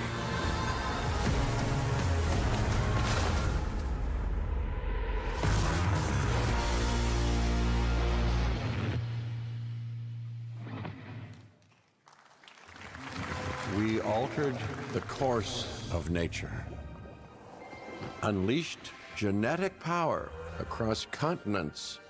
Jurassic Now Park. it is up to us to nurture what we have set free, to find hope within this chaos. Bringing dinosaurs back would destroy our ecosystem because it Well, couldn't sustain them. They're to huge. help life find a way.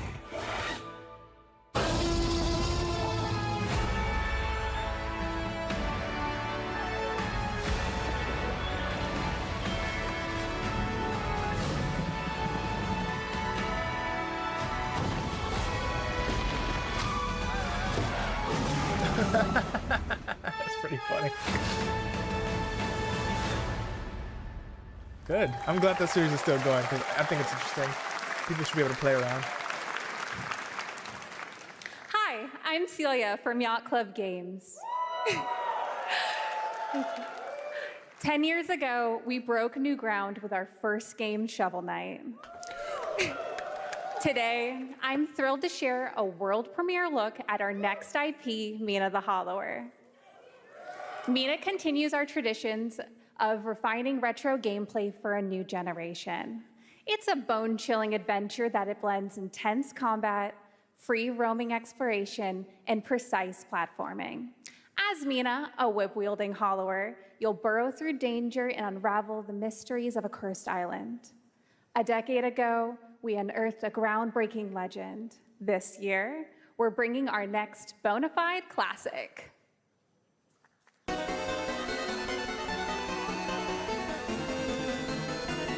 Oh yeah, they definitely have a design philosophy. Keep it classic, baby.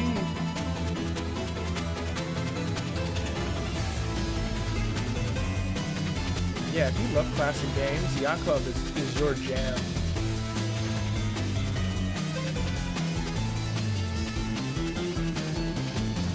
It looks cute. And like it has a ton of personality too. I wonder if it's in universe. Meaning like she could meet Shovel Knight and it won't be weird because they live in the same world.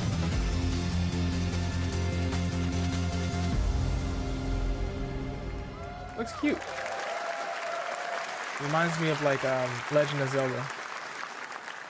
All right. Original. This is a special one. Our next game comes from a well-known developer that has done... Yeah. Oh, Kyle Bossman, everyone.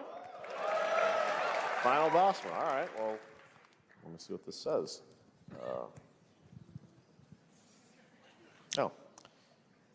Hey, Jeffy. If you're reading this, it means 3 things. Number 1, you're killing it at the fest with your oodles of totally natural charisma.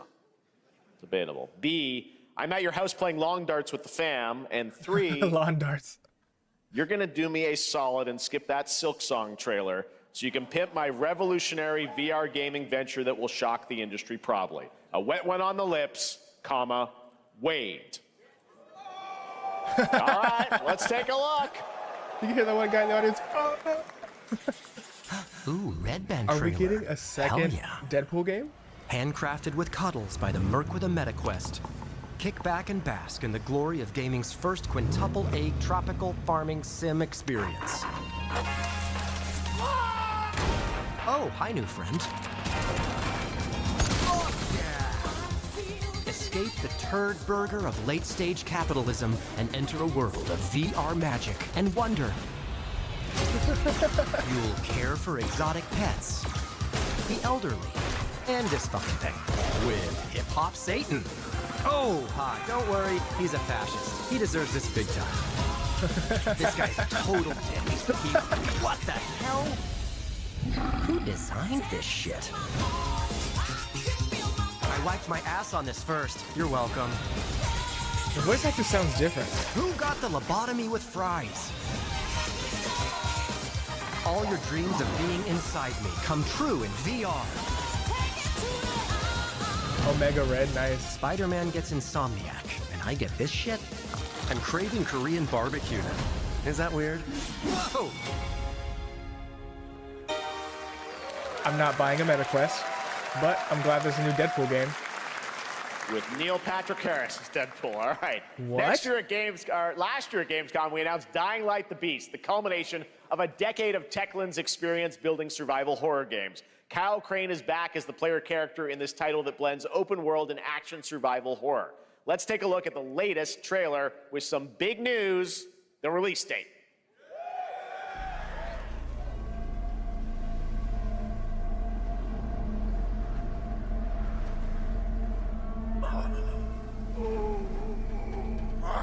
Where am I?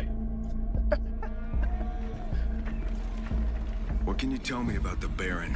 He's a narcissistic sociopath. He's experimenting on humans like they're lab rats.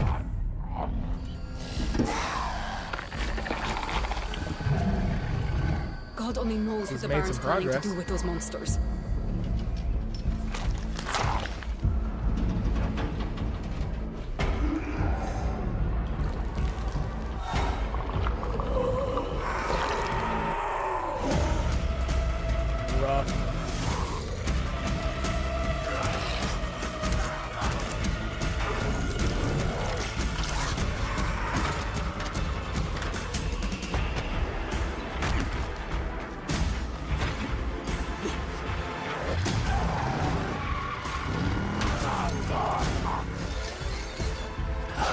I don't care how high his walls are, or how big his army is. That fucker will pay for what he did to me. All the years he took from me, all the agony he put me through. You want revenge? Damn right I do!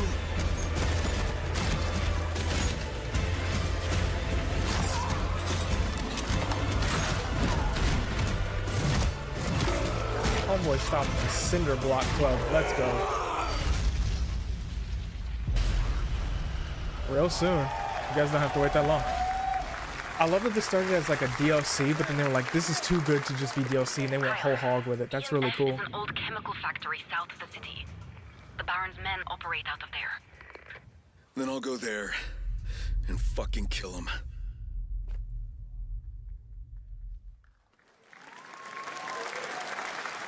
There's the big news. Dying Light the Beast is coming on August 22nd, Gamescom week. All right. Nice. This next game draws inspiration from My game classic comes out a coming-of-age month later. films to capture the highs and lows of adolescence, the bonds of friendship, and the nostalgia of growing up.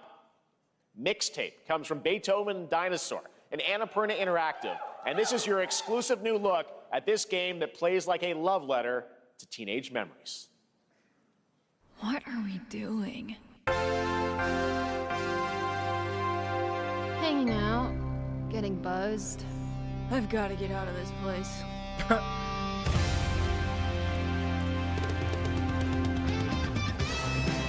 At the end of an era, when everything's about to change, it's time to look back on your greatest hits.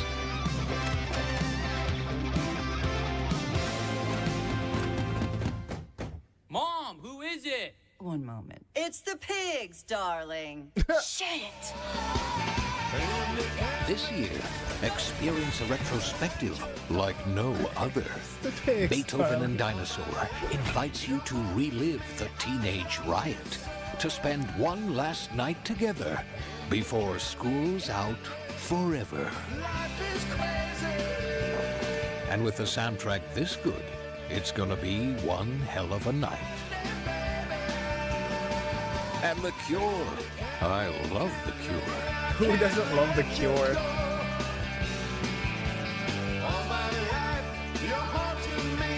Experience it for yourself. Mixtape. Nothing but the hits. I guarantee you this game is Breakfast Club the game, and I'm here for it.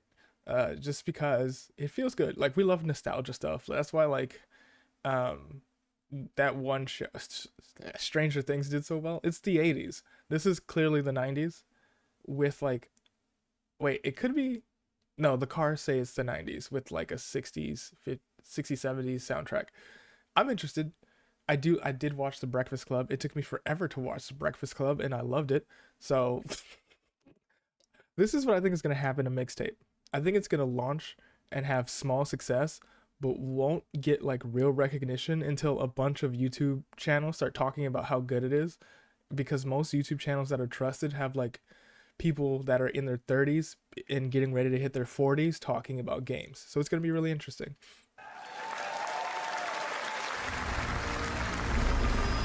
I trust you have seen it. A beautiful world where harmony reigns. Will you struggle until your last fleeting moment? Your destinies are sealed. There is no escaping them. That is why we must end you. Right here and now. On your guard. This is gorgeous. Take this. And just getting started. Let's put it into action. A surge of power. Savor each moment. I love the fish, dude. Now, get ready. Everyone, are you with me? Is this like Hades? Something says We it's will like a live on in Hades this world. roguelike. I could be wrong. No matter what hardships await. We fight for a future filled with hope.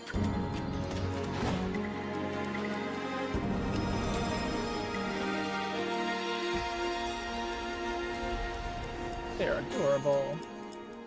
Big dog boy. Toa and the Guardians of the Sacred Tree.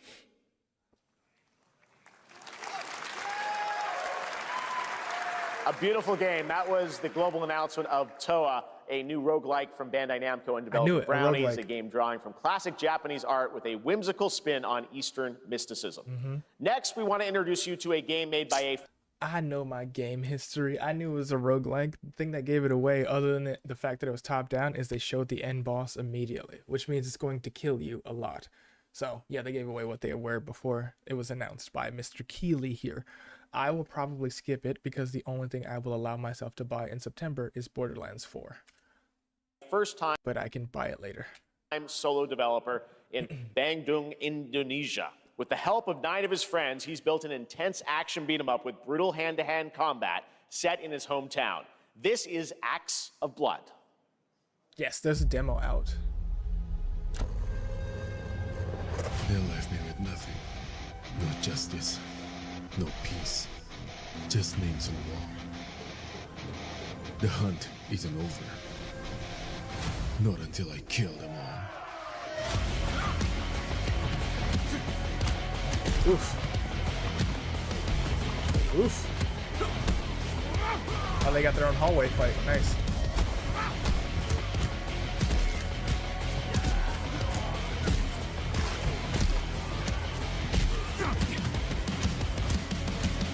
Yeah. Parkour too. Let's go.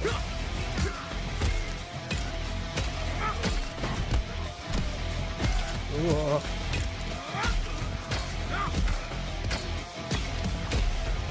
Everyone loves the hallway fight from the original Old Boy. Ooh, they got weapons in it. Okay. Go them. They didn't limit themselves to just hand-to-hand combat. Bad dot line.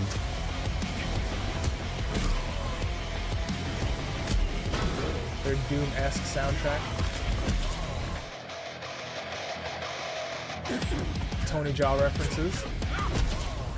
Okay. I need to play that demo. It was really big, and I just didn't play it.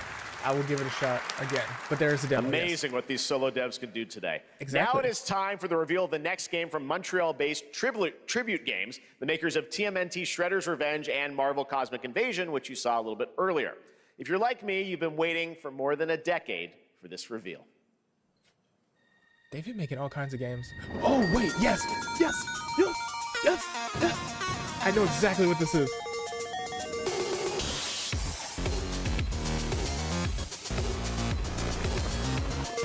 This is so goofy.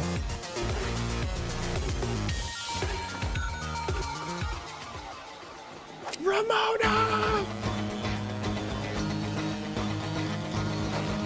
And Scott's ridiculous butt.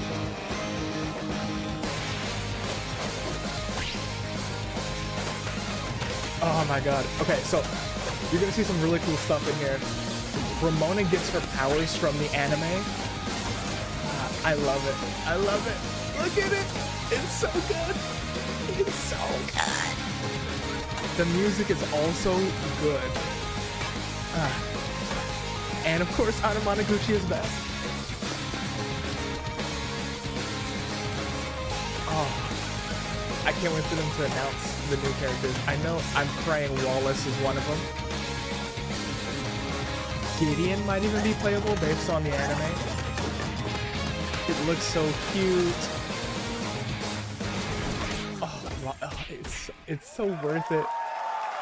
It's so worth it. And they have like the Dragon Ball Z font. Scott Pilgrim's back with his fist flying in a brand new brawling adventure in EX. You'll battle through space-time Makes me wonder why you in the lost streets the of my anime. hometown of Toronto with Scott, Ramona, and 5 of their former rivals in this online 4-player co-op adventure with a story written by Scott Pilgrim creator Brian Lee O'Malley. All right, we're going to be right back. But first, we have a very special message from Maggie Robertson, TGA winner in 2021 for her performance in Resident Evil Village. Ah, there you are. Wait long. We've been preparing delightful ways to make you suffer. So enter the village if you dare. We've slashed the price to be lower than ever for you simple little man things. Still thirsty? Worry not, you ungrateful wretch.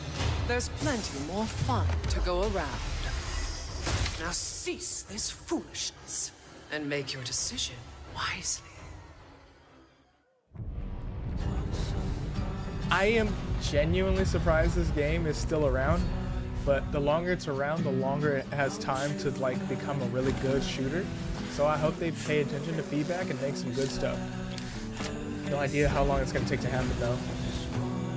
It's good right now, it's fun, but it's not like, it's got stuff that it needs to pay attention to its fans for.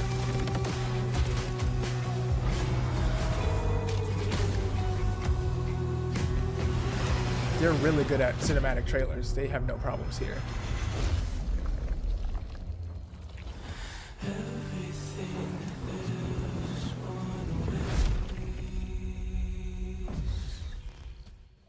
Yeah, it's their in-game story presentation Since that the definitely dawn needs a of little bit of help. time, humankind has been obsessed with the hard.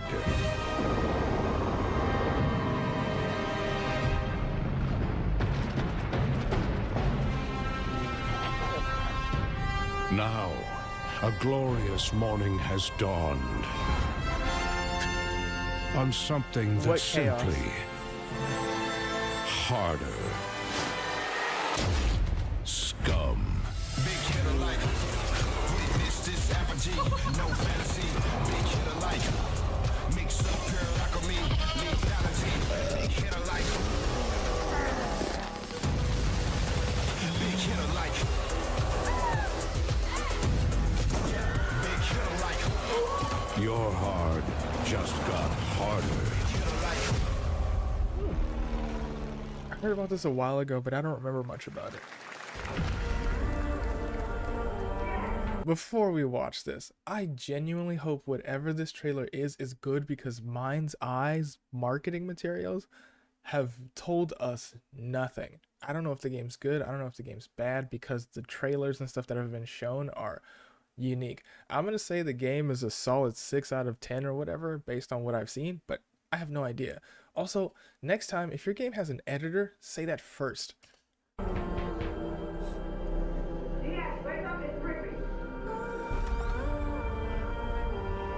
are you doing here? Come with me.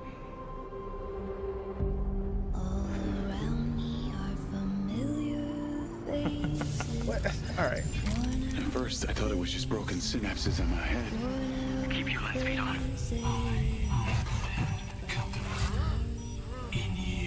I'm excited about the actual contents of the game, but I'm not sure about the game Part itself. of me that's been buried down deep feels like it's just knocking to get out. I'll be seeing you around, Charlie. Maybe this is the real me. Diaz, you were a good soldier.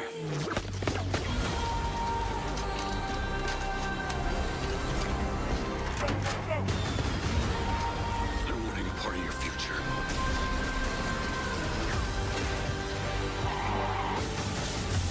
It's activating.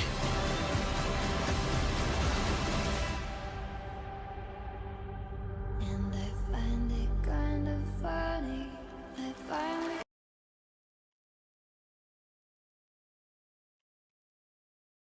I still know absolutely nothing about this game. This trailer does make me more interested. It makes me think that aliens are involved. This should have been the first trailer. I hope that their marketing team is paying attention, because like we don't know what this is. We're also getting reports that they lost 2 of their chief staff members. That's not a good sign. What I would do if I was this marketing team, and I love video games marketing, so if you need a video games marketer, let me know. I love this stuff. I breathe it. I do it for free. I'm passionate about it. Pay me. I guarantee you I can help. They need to make a demo like today. And the reason why is we genuinely, as an audience, do not know what this game is. And then it's also being talked about as just like something to fill the void between now and GTA 6. Should never have said that, because now people have expectations of this game that I almost guarantee cannot be met. And the thing that would make it not meet those expectations, but at least make it long, like live a long life in the eyes of like its potential audience, is its level editor. Like that level editor is something that will let people do whatever they want, plus mods, right? But First, I thought it was just broken synapses in my head. this story trailer is now more interesting. The gameplay looks good. This is a tight trailer that we needed months ago.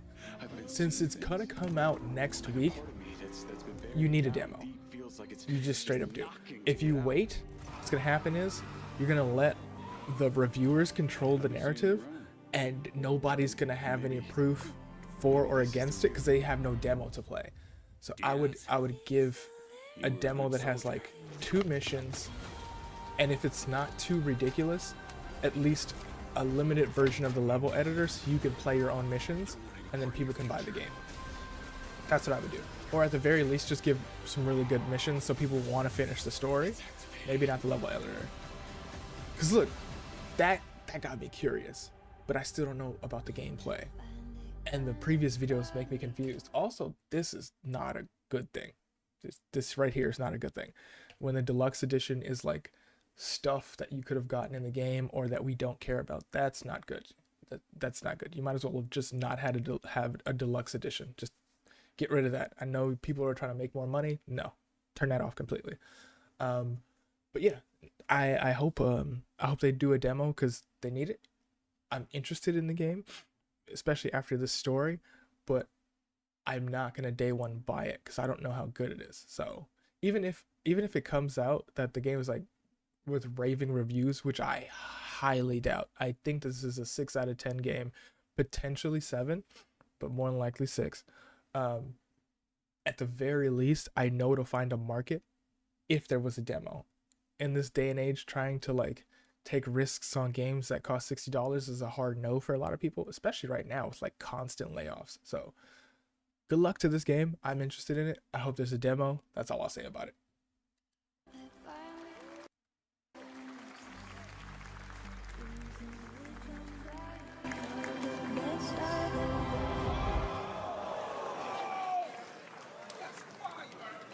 Hi everyone, I'm Hakan Abrak, CEO of IO Interactive. We can't wait for you to discover Mindside when it launches on June the 10th from Builder Rocket Boy and IO partners. And yes, you may have noticed Agent 47 will be contracted for a very special assignment in Red Rock City. This week, yeah, First Light looks really good. This week we finally revealed 007 First Light to the world, and your reactions were heartwarming.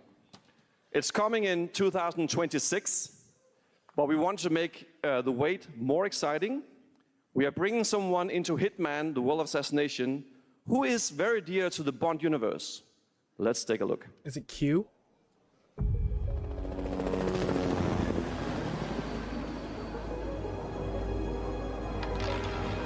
Or are we taking someone Your out? target is the elusive shadow banker, known only as Le Chiffre, a financial mastermind with suspected ties to the criminal underworld. He has arranged a high-stake poker game at the Casino Monarchique in Paris.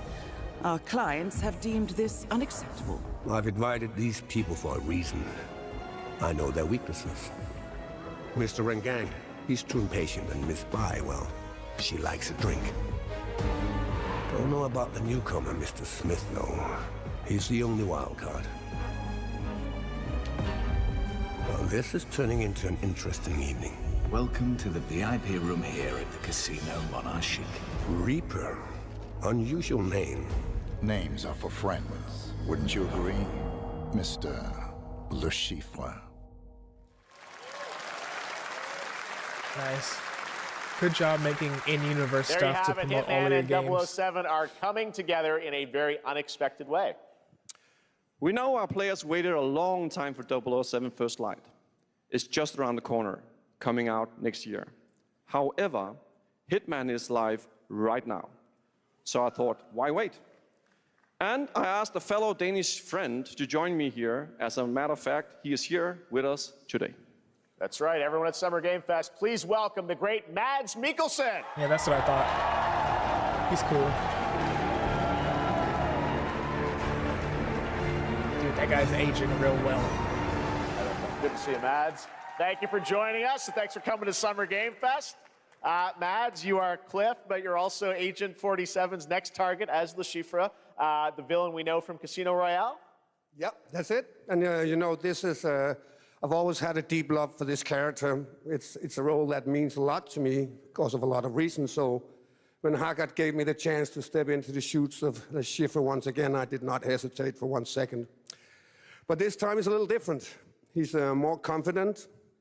He's dangerous. He's not just a brilliant mind hiding behind a desk. He is visceral, unpredictable, and ruthless. And let's just say this time he doesn't outsource the violence anymore.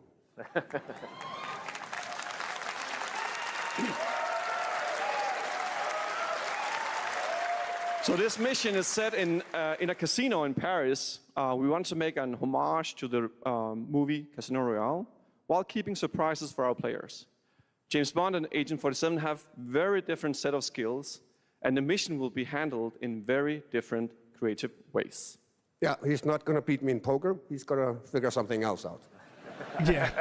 So I guess it is not just about the shot, it's about the bluffing around the table this time? Yeah, sure, exactly. It's the Schiffer is always like 2 steps ahead of you. He reads you before you read him, so it's a little like bringing a chess player to a poker game. Oh, that's really interesting. We built the mission to allow several parts, unexpected characters, appearances, and even custom poker mechanics. Wow, all right, well, when do we get to play this? That's the best part. We wanted to surprise you, so the team is updating the game as we speak. Le Chiffre, Elusive Target mission starts today in a few hours. That's a good thing. For Hot drops only are really 30 great. days, and if you play it, you will unlock a unique reward in 007 First Light. Amazing. All right. Well, Hakan Mods, thanks for joining us for Summer Game Fest. Appreciate it, guys. Thanks for Thank you having so us. much. Thank All right, you. great to see you. It's good Great to see stuff. All Mads right, now Mikkelsen. here's the announcement of a new party game coming later this year that will delight LEGO fans, made with over 1 million LEGO bricks, 300 minifigures, and over 700 trillion minifigure combinations. It's Saturday night somewhere, so make some noise for LEGO Party! Saturday night somewhere. For a nail-biting competition. We're minifigures, Dad. We don't have nails. It's an action-packed contest to collect the most golden bricks. Mario Party. But will you be helped by friendly krakens? Or hindered by evil monsters. Or lightly toasted by a flying lizard with wings? That's a dragon, Ted. And what about our amazing mini-games, Ted? We've got more of them than you can count. More than 10? It's actually more like 60. Whoa, that's a lot! That is a lot. With surprises around every corner, anything can happen. Anything? Anything. Anything? Yes, anything. Okay, but certainly not a giant crab, a mythical king cobra, or Master Wu smashing a crate. Those were literally just on screen, Ted. Wow! We've got all that and more in LEGO Party! Yeah, let's go. Now all they have to do is add that to Fortnite. Whoa, that is looking mighty tasty.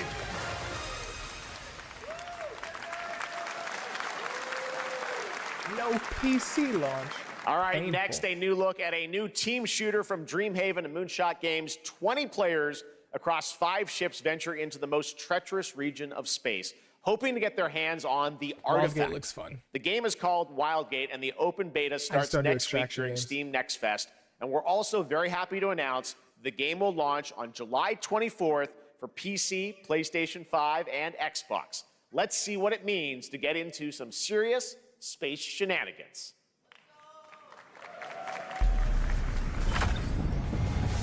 Oof. Danger. Reactor overload.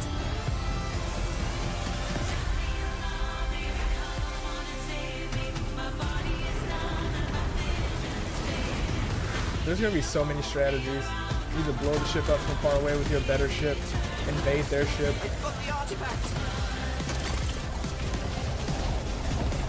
Apparently you can get items that help. Laser gun installed. Oh, you can install different weapons.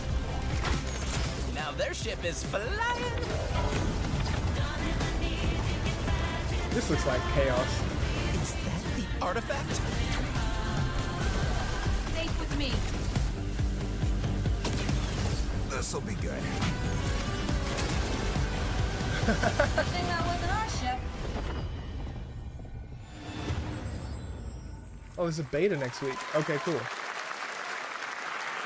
I'm proud to reveal to you the next try game it. from Toronto-based Good. Drinkbox Studios, the team behind the Guacamelee series and Nobody Saves the World.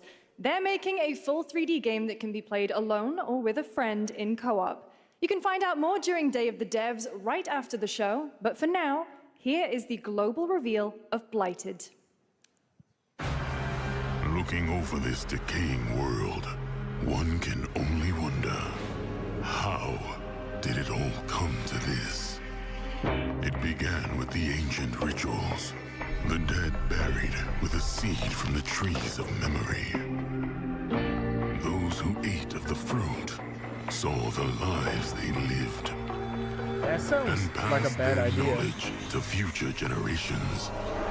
Until Sorcisto, in his lust for power, That thing was hard. consumed the brains of the living, spreading this blight. You harbor it too, I see.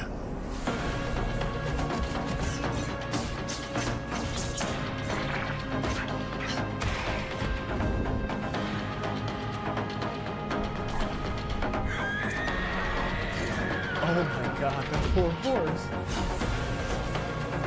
Oh, it looks like you can summon the spirits of things you defeated, potentially. Should you fall, pray the vultures consume you before the blight does. Wouldn't that spread the blight to the birds? We don't know. There is more Blighted coming up right after the show in Day of the Devs. All right, next is a first-person survival action horror game from Team Clout. It's a new team of 50 with founders in Canada and Armenia. They partnered with the new Munfish Powerhouse label to bring this insane Unreal Engine 5 game to life with unpredictable monsters and visceral dismemberment. Here is your first look. Dang, Munfish is just like, hey, we're about to make a bunch of games. We're about to produce a bunch of games.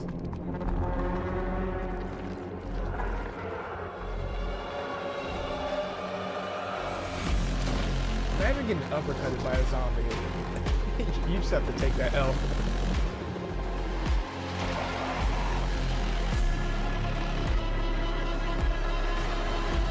They're looking real wet.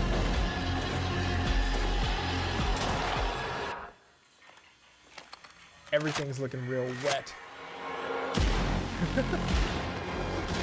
Okay, cool.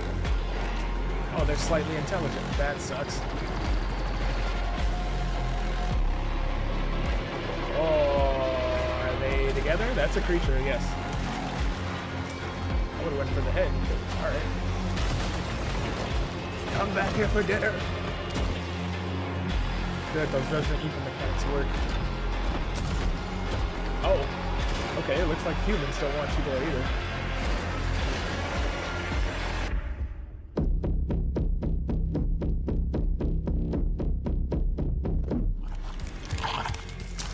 Yet another reason to not have children.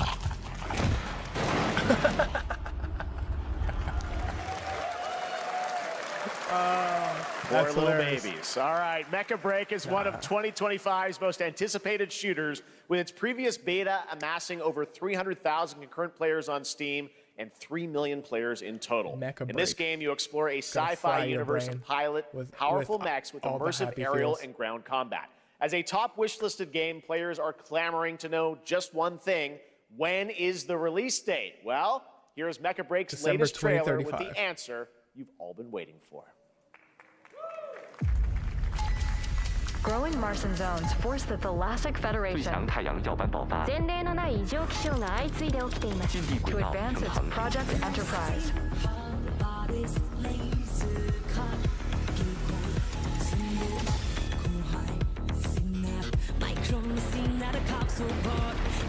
This is Gundam as heck.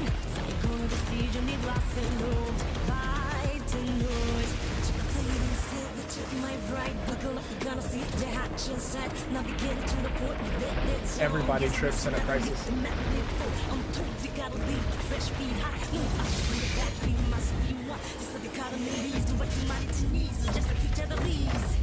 Fire.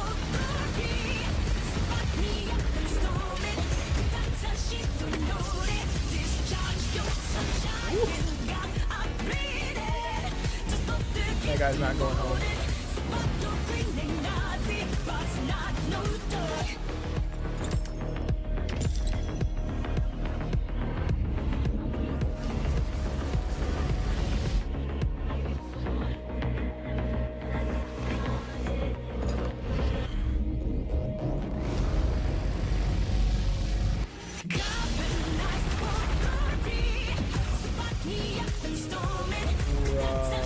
Laser array.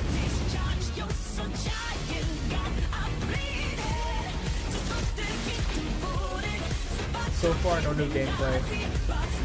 But this trailer is anime as heck.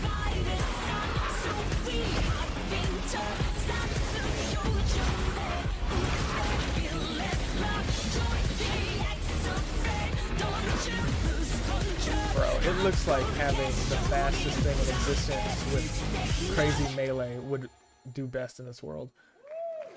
July 1st, okay. In this next title, small-scale players traverse the oversized world around them, filled with local wildlife and hostile machines. Built by a small 8-person studio, this is Infinitesimals. I think I've heard of this one before. I like the design. Mechanicals approaching.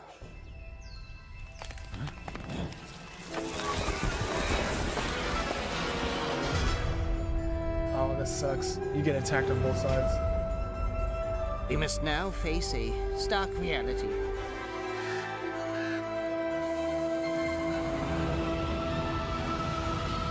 The industrial civilization we were expecting to join Ooh, this looks sleek. is no more.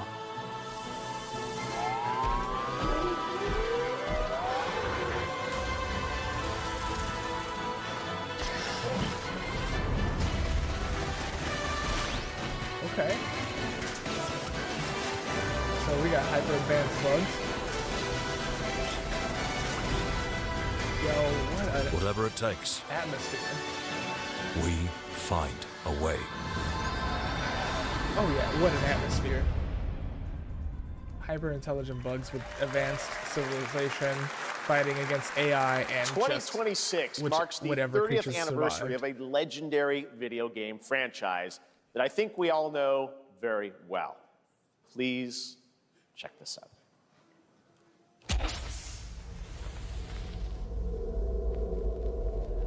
Happy birthday to you. Happy birthday to you. Rocket City. Birthday. Happy birthday. Happy birthday to you. And to celebrate early, a special message from Takeuchi-san. マギーさんありがとうございます。カプコン竹内で This す。 is Takeuchi from Capcom. 皆様のおかげ Thanks で to all バイオ of ハ you. ザードも Resident 30 Evil 周 is 年を about 迎えることが celebrating できま its した 30th。ありがとう anniversary. ございます We truly appreciate your さて continued お待た support. せ Now し all て the いる latest バイオハザー Resident ドの Evil 最新 games 作 you've な all ん been です waiting が for. もう少しだけ Bear with us a little 後 longer 瞬 and き just する stick ぐらい with の an 間だ eye け more. お待ちい It'll ただければ all と be 思 ready. いますそれではこ We're れからもバイオハ so ザードシリー grateful ズ for your よろし ongoing くお願いいた support しま over the すありがとうございました Resident Evil series. Thank you again. The next Resident Evil game, mainline, is about to be announced. Thank you, Takeuchi-san, for that very special message. We cannot wait for when the time is right to share more leading into the anniversary of Resident Evil.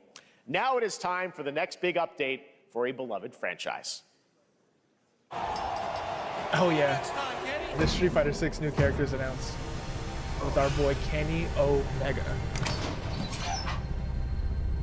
Let's rumble. Some people love his Alex cosplay. It looks good, yeah. He should do something. He should wrestle as Alex for like a week. This one's funny. Be Viper back, baby.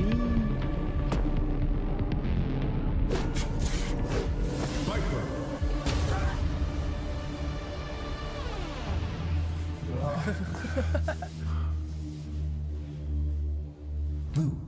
Ingrid. So somebody didn't know what was up with Ingrid's design.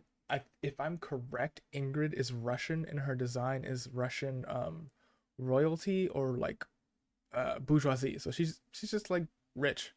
That's her design. She's rich.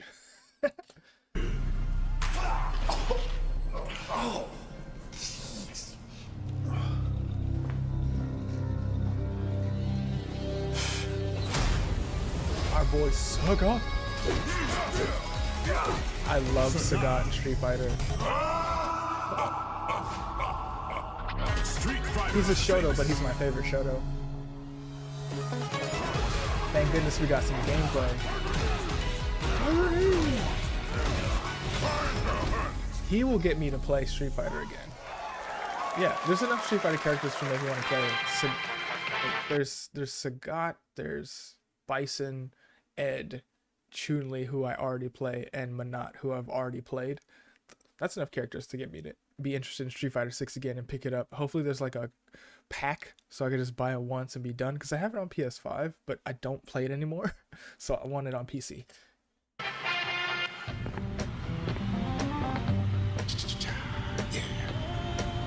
Flag time, baby.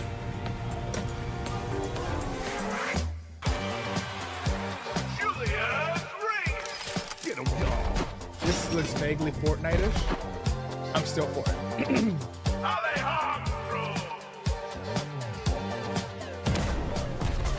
And it was a large explosion.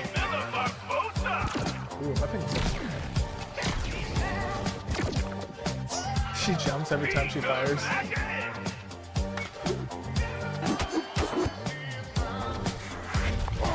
Look at it, it's so cool.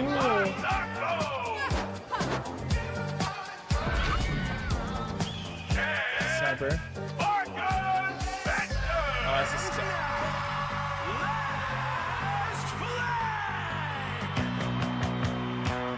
So this is a capture the flag style game? Countdown begins. It's got a great look. Oh yeah, it's definitely capture the flag. So it's a battle game where you take flags to win. I think you have to hide your own flag and then protect it while going after their flag. That's interesting. It's better than a battle royale. Adios.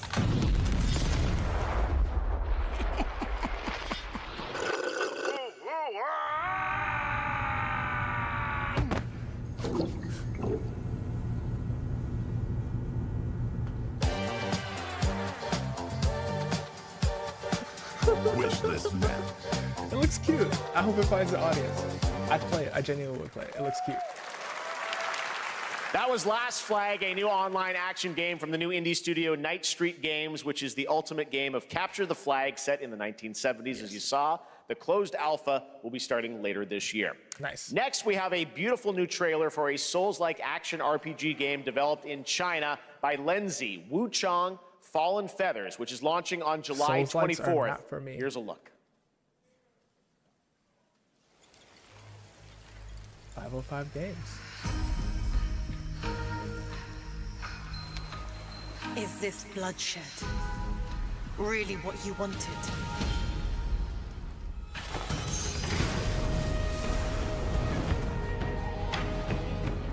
Fate is all set in stone.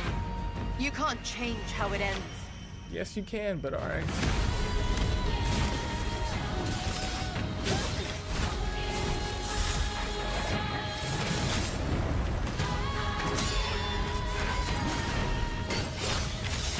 Yep, definitely has its own look.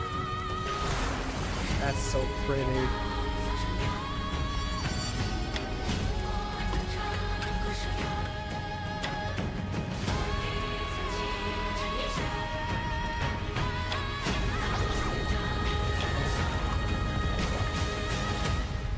I've been telling people China is coming. Now I hope you believe me. What will it take to finally awaken you? Oh no, does that mean this whole game is her in a coma?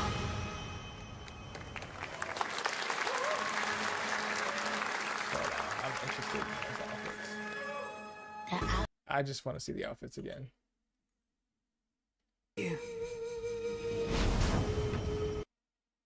So there's two costumes, the white and Night Spectre. Night Spectre looks better for me. Interesting. And then you get a weapons pack. These are some good costumes. Tiger Fortune is cute. Soul Ritual Robe. But Overlord's Regalia and Draconic Resurgence. Those look like a full-on aesthetic. Okay. July 24th. End of next month. They're out there, all rescue mom. This is what we gotta protect. We cannot choose when people's dreams get snatched up out here. Find Rizzo. Find Master Kill. If this is Def Jam, I will be so happy. Do not play with my emotions. Find Jizzle. Find Method. Find Rico. Find Kevin. Find Ghostface Killer. Where is the Wu-Tang Clan? Oh, okay. Find them. What is going on? They have a final tour happening soon, and they got their own video game. Oh, it looks so nice. It looks nice.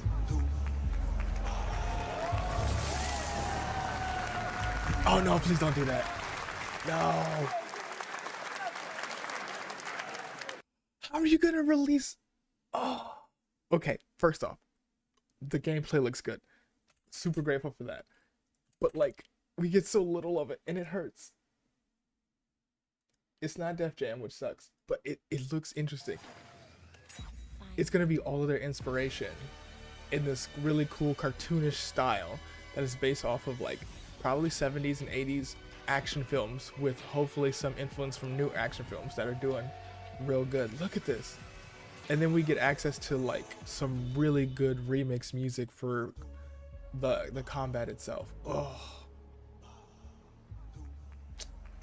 I'm a little sad because I want more, but I'm happy and I can't wait for them to release more. This is awesome. Wu-Tang Rise of the Deceiver. So that means that somebody's betraying somebody. That's a great announcement.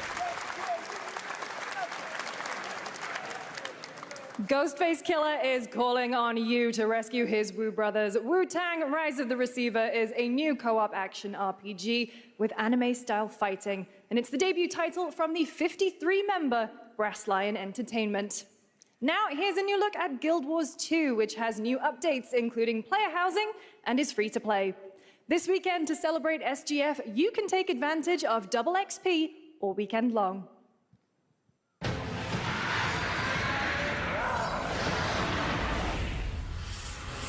My calling takes me far from home, where shared struggles form fast bonds. My greatest advantage? Adaptability. Their greatest weakness? Me. My story. My story. My story is yours.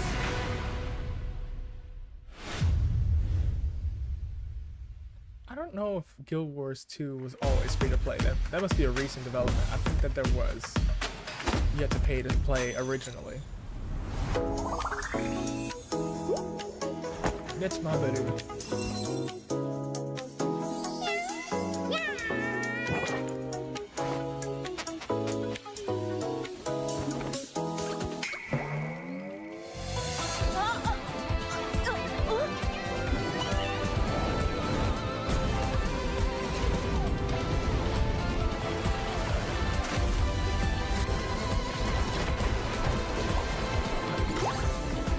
If you need more Genshin Impact, here's more Genshin Impact.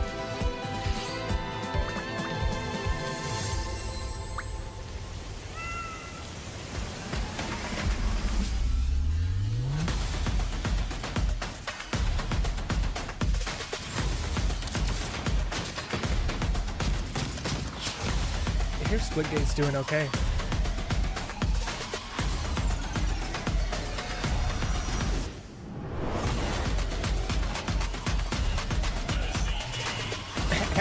As if Marvel Rivals needed people to remind it exists.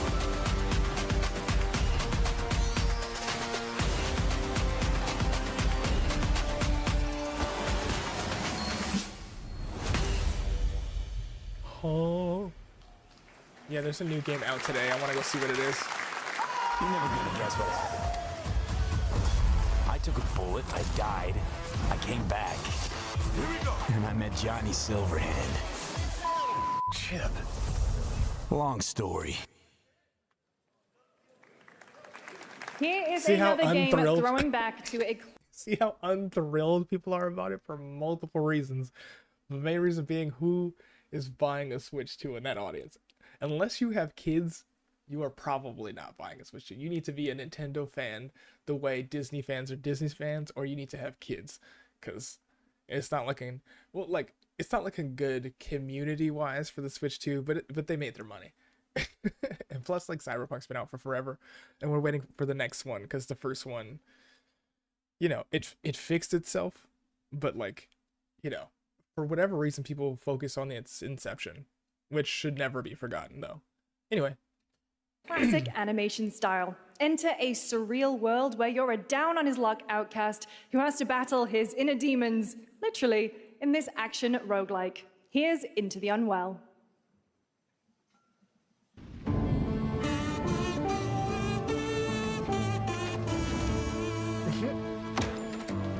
And the music.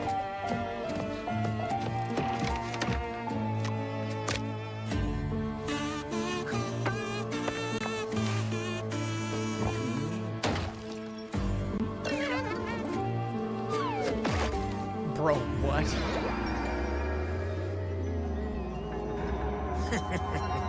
Another relapse, huh? Oh no. Get well soon.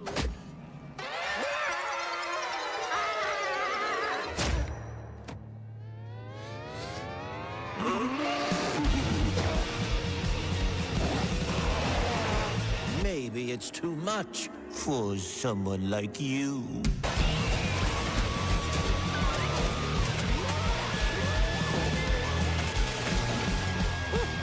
Delusional.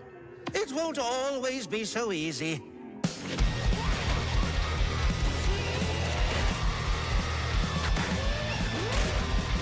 This is super unique. Cartoonish styling and really sad story. You still look a little unwell.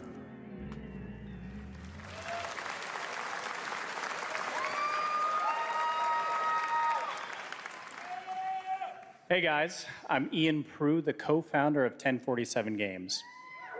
When we started Splitgate in our dorm room, we just wanted to make a game we could play with our friends, and 20 million of you played with us. Now, with the help from our amazing community, we've built Splitgate 2. Why? Because I grew up playing Halo, and I'm tired of playing the same Call of Duty every year, and I wish we could have Titanfall 3. Shade. Shade. With Splitgate 2, we asked ourselves, how would we take portals to the next level? What if you could portal to entirely different worlds? So we combined the action, movement, and gunplay of arena shooters with the scale and intensity of something much bigger. Splitgate Battle Royale launches free right now, and it's fucking awesome.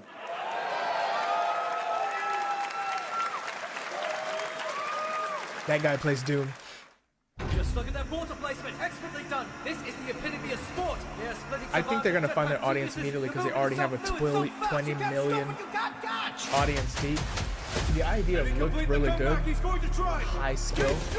Not my kind of game, but I know a lot of people want to see this stuff. They're not done yet. They got one. They got another. They're going to do it. They're going to see that on the way. Oh my God! They did it. They actually did it. And you're standing on the edge, face up, 'cause you're a natural. Nice. I'm not a Battle Royale guy either.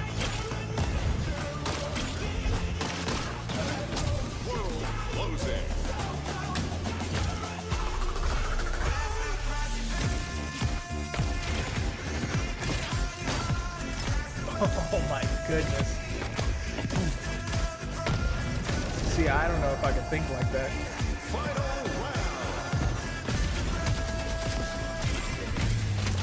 Last man standing. Yeah, you wouldn't even see that on some other level stuff. You need to practice this game a lot.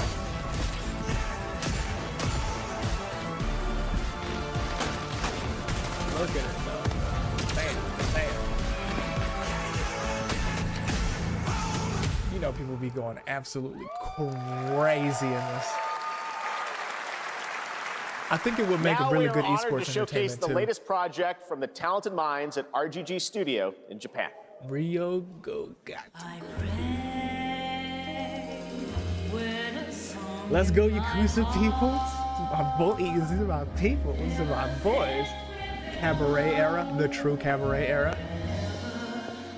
This is their new game, I think.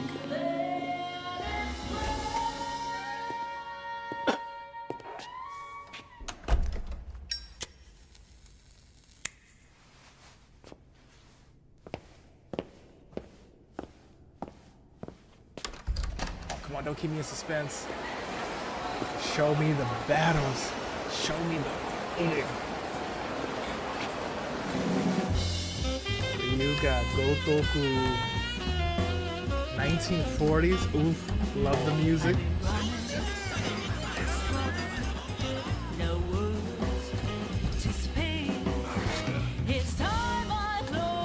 Oh.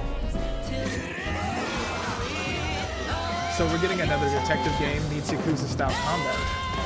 So this is probably going to be closer to Judgment.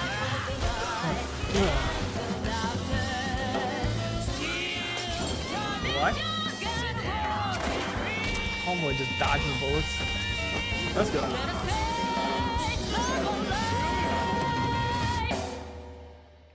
I can't wait. Got a name? Mako. Daito. Daito. A Jap then, huh? Yep. Don't I look like one? They're not even hiding it. You're not? So, what are you then? Sana. 俺が知りてえや。Yes. Yes. It looks gorgeous. You saw it at TG.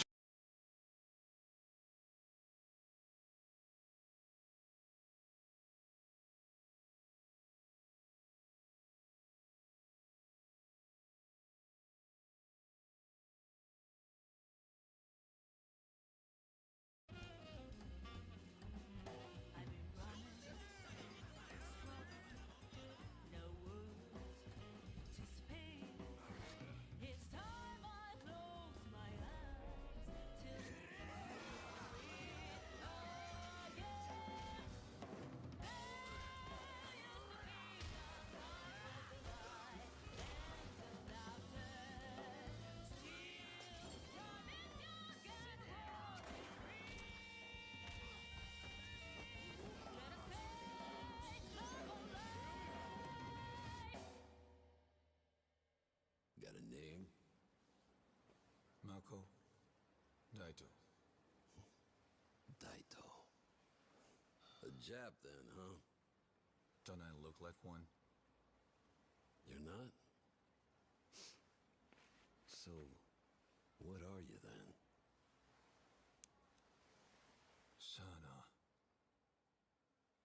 俺が知りてえや。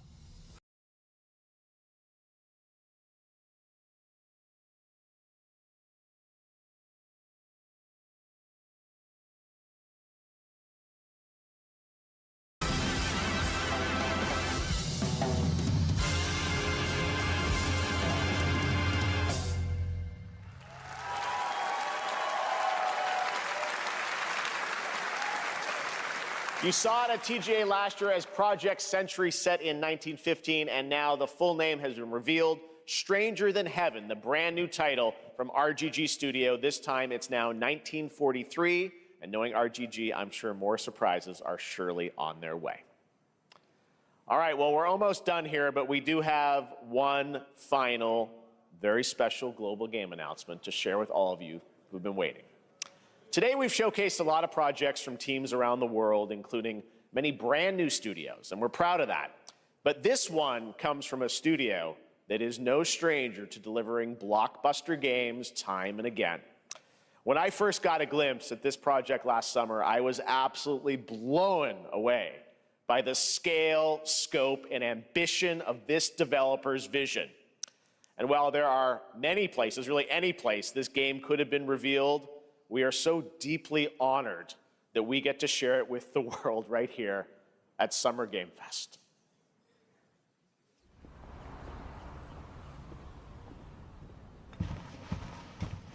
Sir.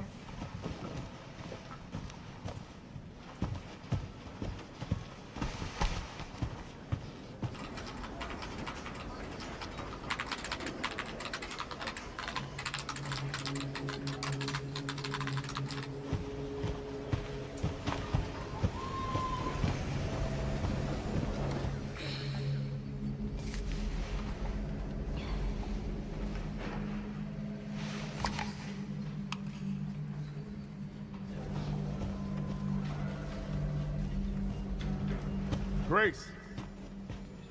Grace. Grace Ashcroft. Yes? My office. Coming.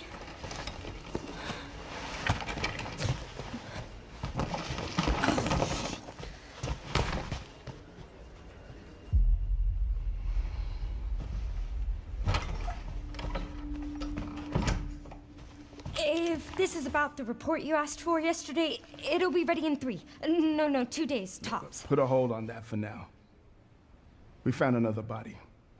One that exhibits the same pathology as the others we've been investigating. Now, I need a good technical analyst on this. Okay.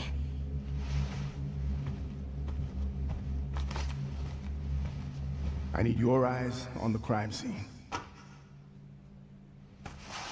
The Renwood Hotel.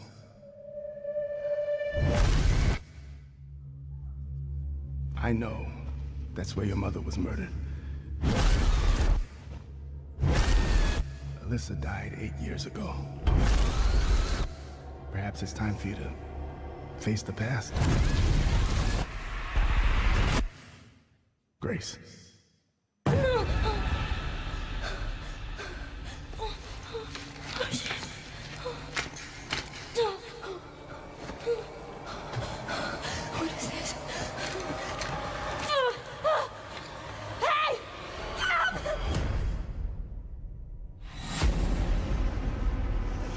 Stay close.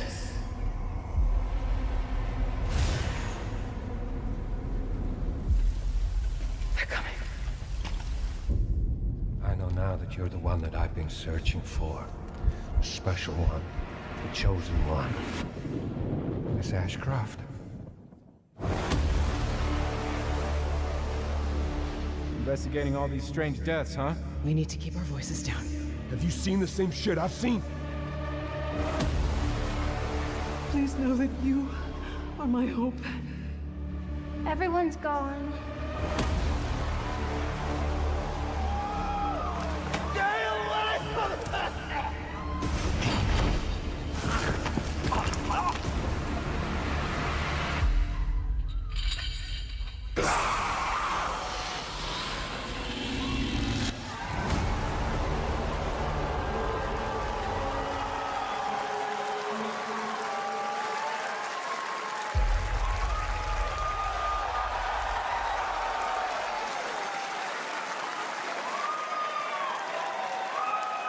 There you have it, Resident Evil Requiem.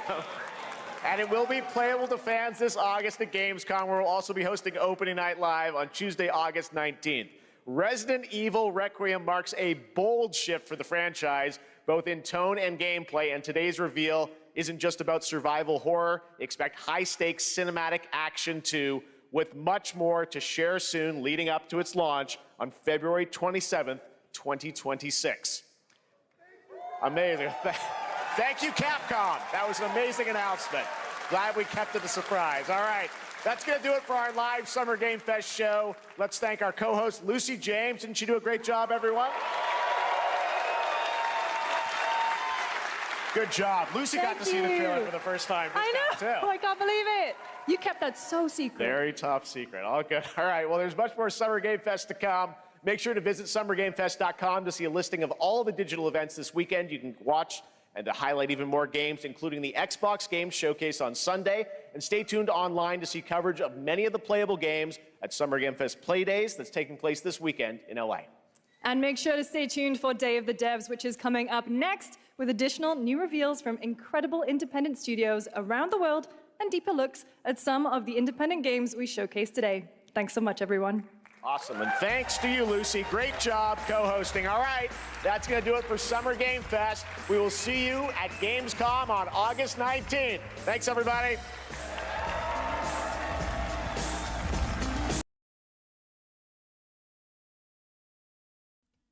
That was a lot. Luckily for me, there was some really good stuff in here. It was just like wildly long, like wildly long.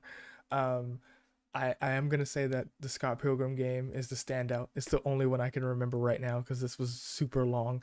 Oh yeah, Atomic Heart 2 and a few more that I will research later. But yeah, good job with Summer Games Fest. Good job to all of the developers who got to show up. Go play Splitgate, go play Lies of P, go play the addition to Hitman. Y'all have fun. I am going to call it for the time being. I might hop back on and play some games, but for right now, I need a break. Peace.